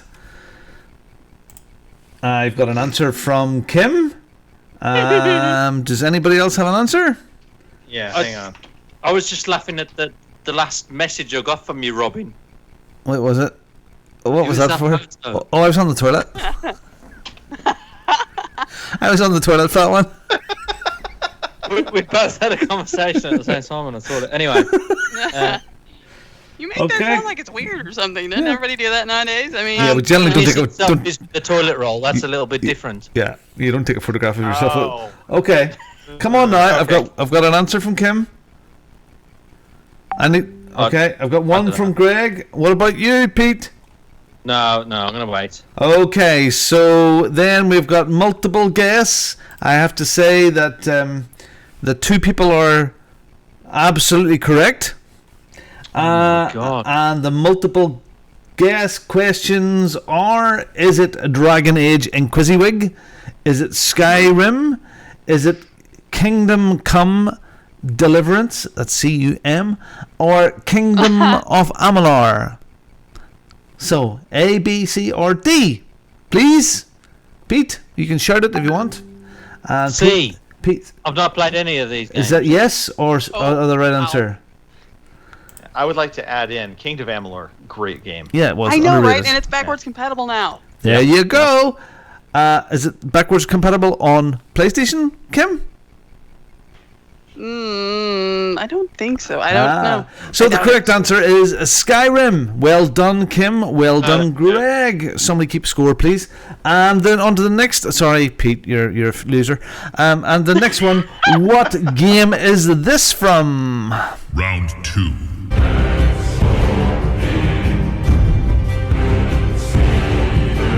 Jesus, Mark, really?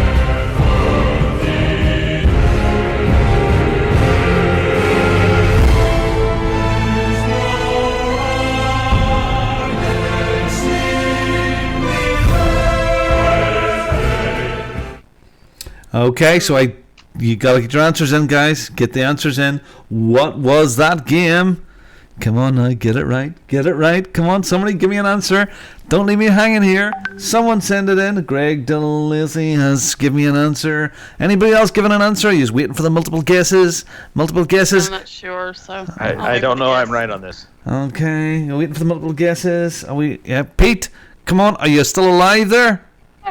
Mark said this was easy, or was it you that said it was easy? No, both of them did. I said it was easy because I seen the answers, Pete. That's why I said it was easy. That's right, exactly. They know what the answers are, so of course it was easy. Okay, so Greg DeLacy, you are right. You are absolutely correct.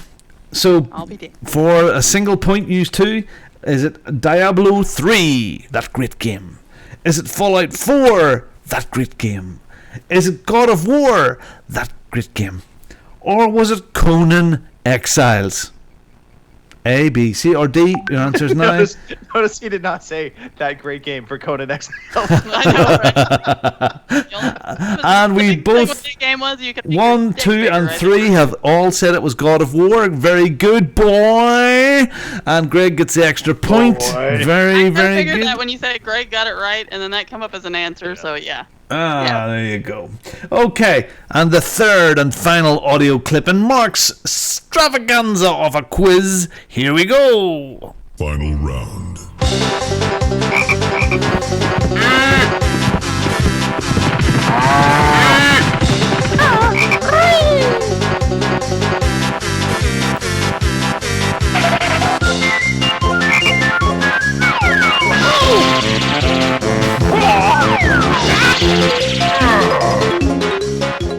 Okay, just Robots, you have to go back to your honeymoon. The wife is looking at him as if he's a mad man. Thank you very much for tuning in on our honeymoon. You're doing the wrong thing. Yes, indeed. Stick the hardest part of your body where she pees. That doesn't mean put your head in the toilet. Do not put your head in the toilet, okay? Just a quick tip. Okay, so answers for that. We have an answer from Pete. Do we have an answer from that fantastic piece of serious music, like the first two pieces of serious music? That was a very... Is it possible to hear it again? Yes, it was, because somebody was talking. Oh, you're kidding me.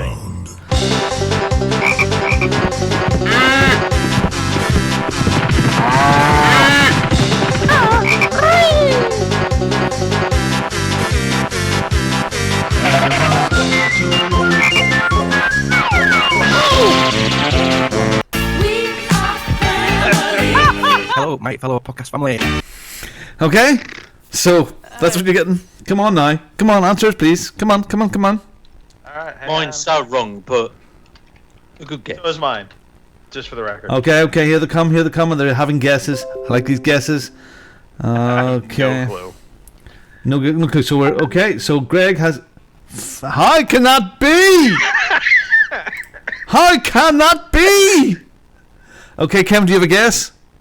No. Not a good one, anyway. Okay, I know you won't. I know you won't pick this one because it's not in the multiple choices, or that one either. So Kim has just guessed Frogger. Pete Chin guessed Farming Simulator. Greg DeLacy guessed Farming Simulator. How did that happen? Anyway, your multiple guesses are A, Banjo-Kazooie, B, Ukulele, C, Viva Pinata. Do you like Viva Pinata? D, Rayman Legends. Man, do you remember you used to take a break and put on Viva Pinata? Oh. Jesus, Greg, you were such a DJ. Okay. Okay, Banjo-Kazooie, Ukulele, Viva Pinata, or Rayman Legends. I've got an answer from Greg. Kim, okay. And the answer is Banjo-Kazooie. I'm sorry, you're all wrong. But very good. Yep. It was Banjo-Kazooie. Banjo-Kazooie. Wow. There you are. Sounded nothing like Banjo-Kazooie as I remember it. Yeah, I've never played Banjo-Kazooie, so I wouldn't have a clue. Yeah. I've updated scores already, so... That was a good, fun game. I like that. Was good. Thank you, Pete. Thank you for putting me in the lead over I don't know you. how. Thank you. Cheers. How are your brains linked up like that? Still ahead. How are your brains linked up like Farming Simulator? Because all I heard was farm animals, and I'm like, this is the only thing that comes to mind. Farming Yeah. I was the same. There you go. Let's keep moving because we're moving along. Right. We're running along. Yep. So go. All right, one quick news story. Here is the fucking news. And it's something we actually already talked about earlier. We alluded to it, but that is that Valve has finally announced the next Half-Life 3 game. No, wait, they didn't. They announced Half-Life Alyx, which is a prequel to Half-Life 2, much to the chagrin of everybody who wanted the final episode of Half-Life. But people are excited until they also found out it is VR exclusive. There will be no way to play this on a PC. You have to have a VR headset. I do believe It is on everything except the Quest. I don't know if it's on the Quest or not, to be honest. I know Valve said that it will. It's not going to be exclusive to their headset, so I imagine it'll be on the other PC headsets. But they did not announce anything for PlayStation, as far as I know, and they didn't speak about the Quest, which is kind of its own separate thing. So it just struck me. Did you ever watch Freeman's Mind? No. Oh wow! It's a YouTube like 5-6 minute videos parody thing of what was going on through Gordon Freeman's mind as he went through the game. They're brilliant, really, really funny, really, really, really good. That's a little clip of it going on there now. Just so Freeman's Mind if you're a Half-Life fan. Just anyway, that was good. Okay, that's the news. All right. Well, Kim, I was going to ask you to cover all of the games that are coming out this upcoming week. So if you'd be so kind, just go let us know what new games we can look forward to playing. Okay, will do. Let me get ready here. There are no new games coming out this week. None. Not a zilch. Thank you very much. Love it. Yeah, it is the week of Thanksgiving. It's Black Friday. It's not a typical popular time to release a game. So nothing on the release schedule, unless there might be some indie games that come out, but nothing that's going to be in stores. So I was going to say there was nothing for Game Informer apparently. So I will say we talked about Call of Duty never getting discounted. Although as soon as we were saying that, about a week and a half later, I saw an article just a day ago that Amazon is actually offering up Call of Duty in the U.S. store at least $22 off. So there's that if you wanted to buy Call of Duty. And GameStop has it for what, $40, I think. Yeah. So I guess they've made all the money they think they're going to make in the first pass. They might as well suck more blood out of us now. Right. All right. Robin, you want to talk about victories achieved? No. Okay, Victories Achieved is a lovely little competition. It's been running for a long time now. It just finish your games. When you start playing a game, finish it. When you get to the credits at the end, take a selfie of yourself in a fantastic, wonderful pose. Some people do the same thing every single time. Dave Dory, he does this with his fingers here, and I stick it with the finger of a chicken in his. Anyway, you'll get a chicken attached to the photograph somewhere.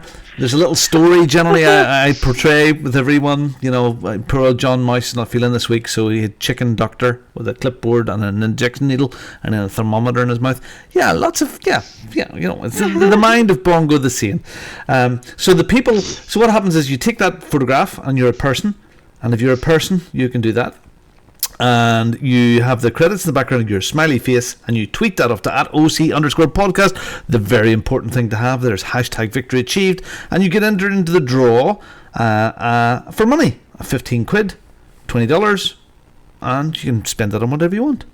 Sarah has won this week, or this year. Dave has won. Scott Stubby has won this year as well. Fantastic. And the people that finished games this week, Mr. Killer Cranky, he finished the Division 2 at last, he says. Dave 3, he finished Jedi Fallen Order. Well done, sir. Very good. Yeah. And you said it was fantastic and you really enjoyed it. Dan Fletch, he finished After Party. And Womble finished The Outer Worlds and absolutely loved it as well. So well done to you all. And for that, you get this at the moment. You all have a Victories Achieved. Victories Achieved. You have one. A Victories Achieved. Yeah, I think I might have to be the Jedi Fallen Order. I think is going to be some kind of just Happy Christmas to me kind of thing. Ho ho ho! Yeah. I've heard so many good things about it. Yeah, I just don't think I can pass it up. Anyway, all right. It is that time. We're going to close out the show. We're going to do some shout-outs in just a second. Of course, if you are listening to this right now, you are obviously watching us live. We are on twitch.tv, mixer.com, and youtube.com/OC Podcast. We broadcast every Sunday, 9 p.m. in the UK, 1 p.m. in the West Coast, 4 p.m. East Coast, 6 p.m. on Easter Island. And again, if you are in Australia waking up this morning and you're thinking, what should I do with my life? Listen to the podcast, have a cup of coffee. Indeed. We usually are on iTunes and Stitcher and all those fun places where audio podcasts are available. But thanks to Podbean, we are at the moment not. But that should be rectified hopefully by tomorrow. And so we will post the podcast up then. We are absolutely involved with the community playing games. So if you want to play games with some nice, friendly people, there's other podcasts. But if you want to play with us, just look us up on Xbox, on PlayStation, on Activision account. We are there. We are playing games. We are with the community often. And outside of Pete, who's just playing his quest by himself in the corner, everybody is actively playing games with the community. Robin, I believe we should play an audio clip, and then we are going to shout out. You like us, we like you. See where I'm going with this? Follow us on Twitter at OC_podcast. Check us out on Facebook, fb.ocpod.com, or email us, podcast@ocpod.com. We'd love to hear from you. What? As I was saying, we're going to shout out people. Kim, let's shout out the shouters, please. Alrighty, let me bring my handy-dandy list back up here again. There's been a few, yeah.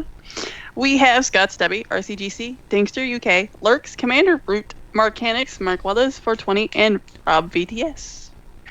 So, Cheers. Thank you. Yeah, thank you. All right, Pete, I'm totally going to be there tomorrow for a morning swim. Chinny, I would love for you to start us off with the shout-outs. Oh, I'm going to shout out Rob VTS, was he? Yeah. Robert, he's on honeymoon, and he was listening. He was listening to the podcast last week at Alcatraz, I believe. Yeah.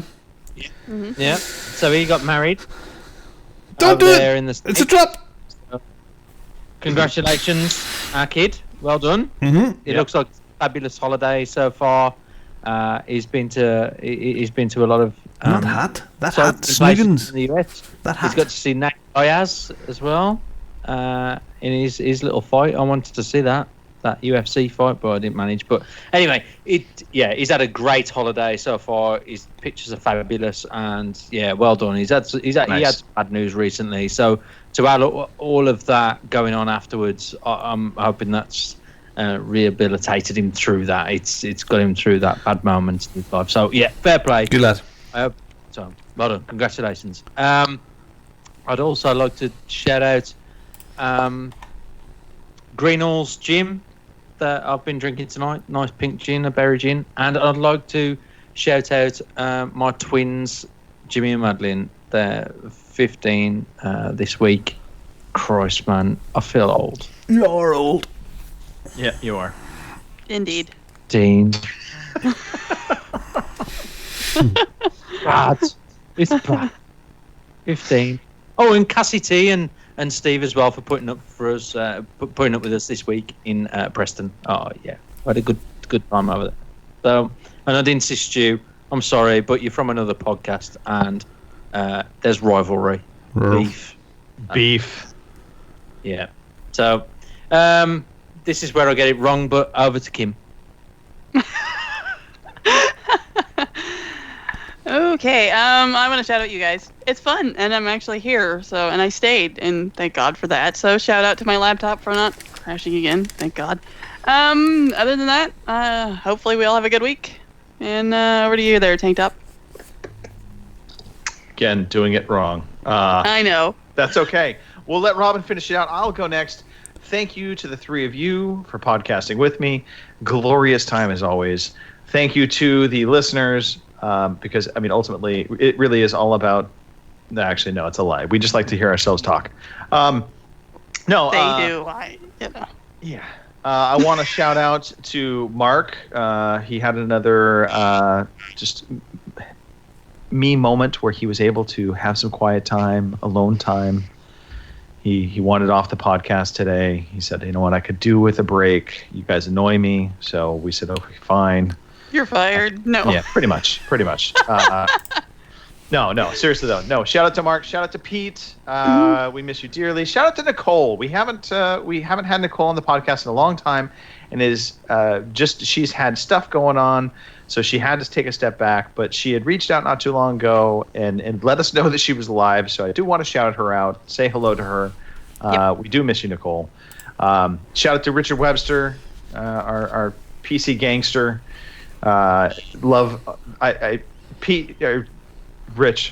Pete, somebody. They amuse me on Twitter. Rich, in particular, amuses me on Twitter. What are you talking about? I'm just Holy rambling. crap! I hear words and noises, but I don't understand what it is. Times I'm on the show. Hey, 13, pipe down. I'm sorry. Okay. Shout out to everybody else other than Gary DeFelice. Gary, your Broncos suck worse than my Chargers. All right, Robin, take us out. I just want a big shout out to Pete Chin. Just, I think he's fantastic, and Pete Chin is pretty wonderful. So Pete Chin is my hero, and I just want to shout out Pete Chin for being Pete Chin, and amazing that he can grow a beard so quickly without grey. It's fantastic. Can we just talk about that real quick? Yeah. Pete has grown a beard in like more time than my entire lifetime.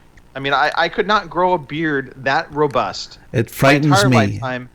Yeah. I And he's understand done it in, now like, weeks. when I see him in shorts why there was hair out the bottom of his shorts, because everywhere grows so quickly. Manscaping is just has to He's happen like once a a ginger month. Wookiee. Yeah. Oh! Okay, I just want to shout out to my Xbox Elite 2 controller, which I've had now. I've had my Xbox Elite since pretty much launch, and I've been playing pretty much Call of Duty for an hour or so every night, and I still haven't charged it.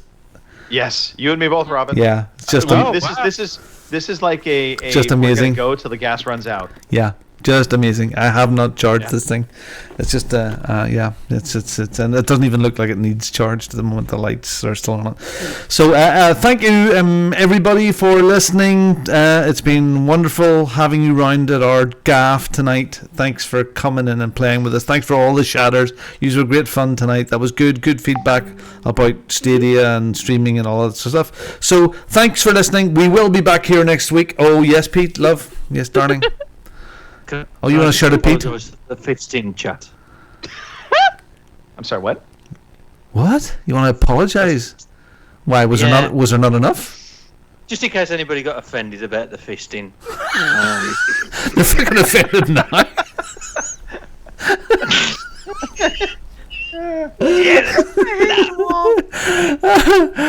Thank goodness if you're listening to this audio, because if you didn't see the beginning of it, you're very, very lucky.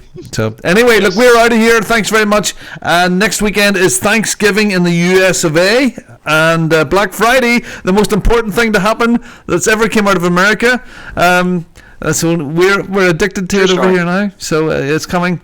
Hey, you're welcome. So Americans that won't be here next week, have a great Thanksgiving. I'm sorry, turkeys. So but we'll be here anyway. So the UK ones will be here. So yeah, speak to you soon. All the best. I must hook together some outtakes from the beginning of the show. So yeah, see you next time. Have a safe, wonderful life and great gaming week, everybody. Goodbye. Shut up already. Thank you for listening to the Overseas Connection podcast.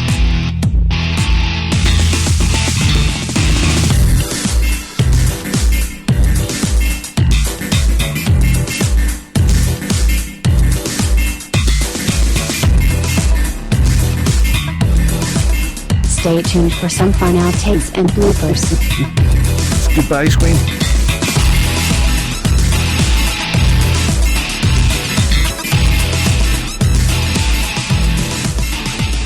See you same time next week.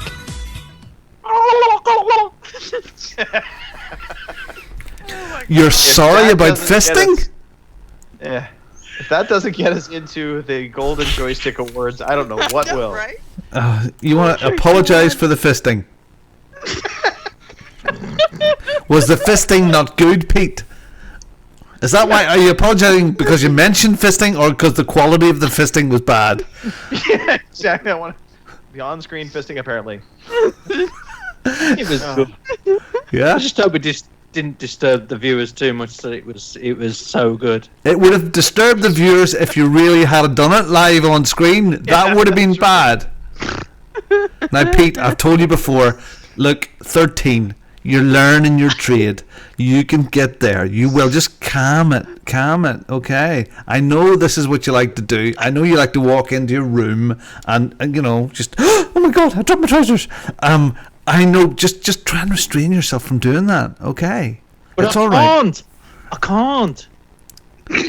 Yeah. Well. What do you do for someone who's in this position? Here. Put this in your drink. You'll be fine.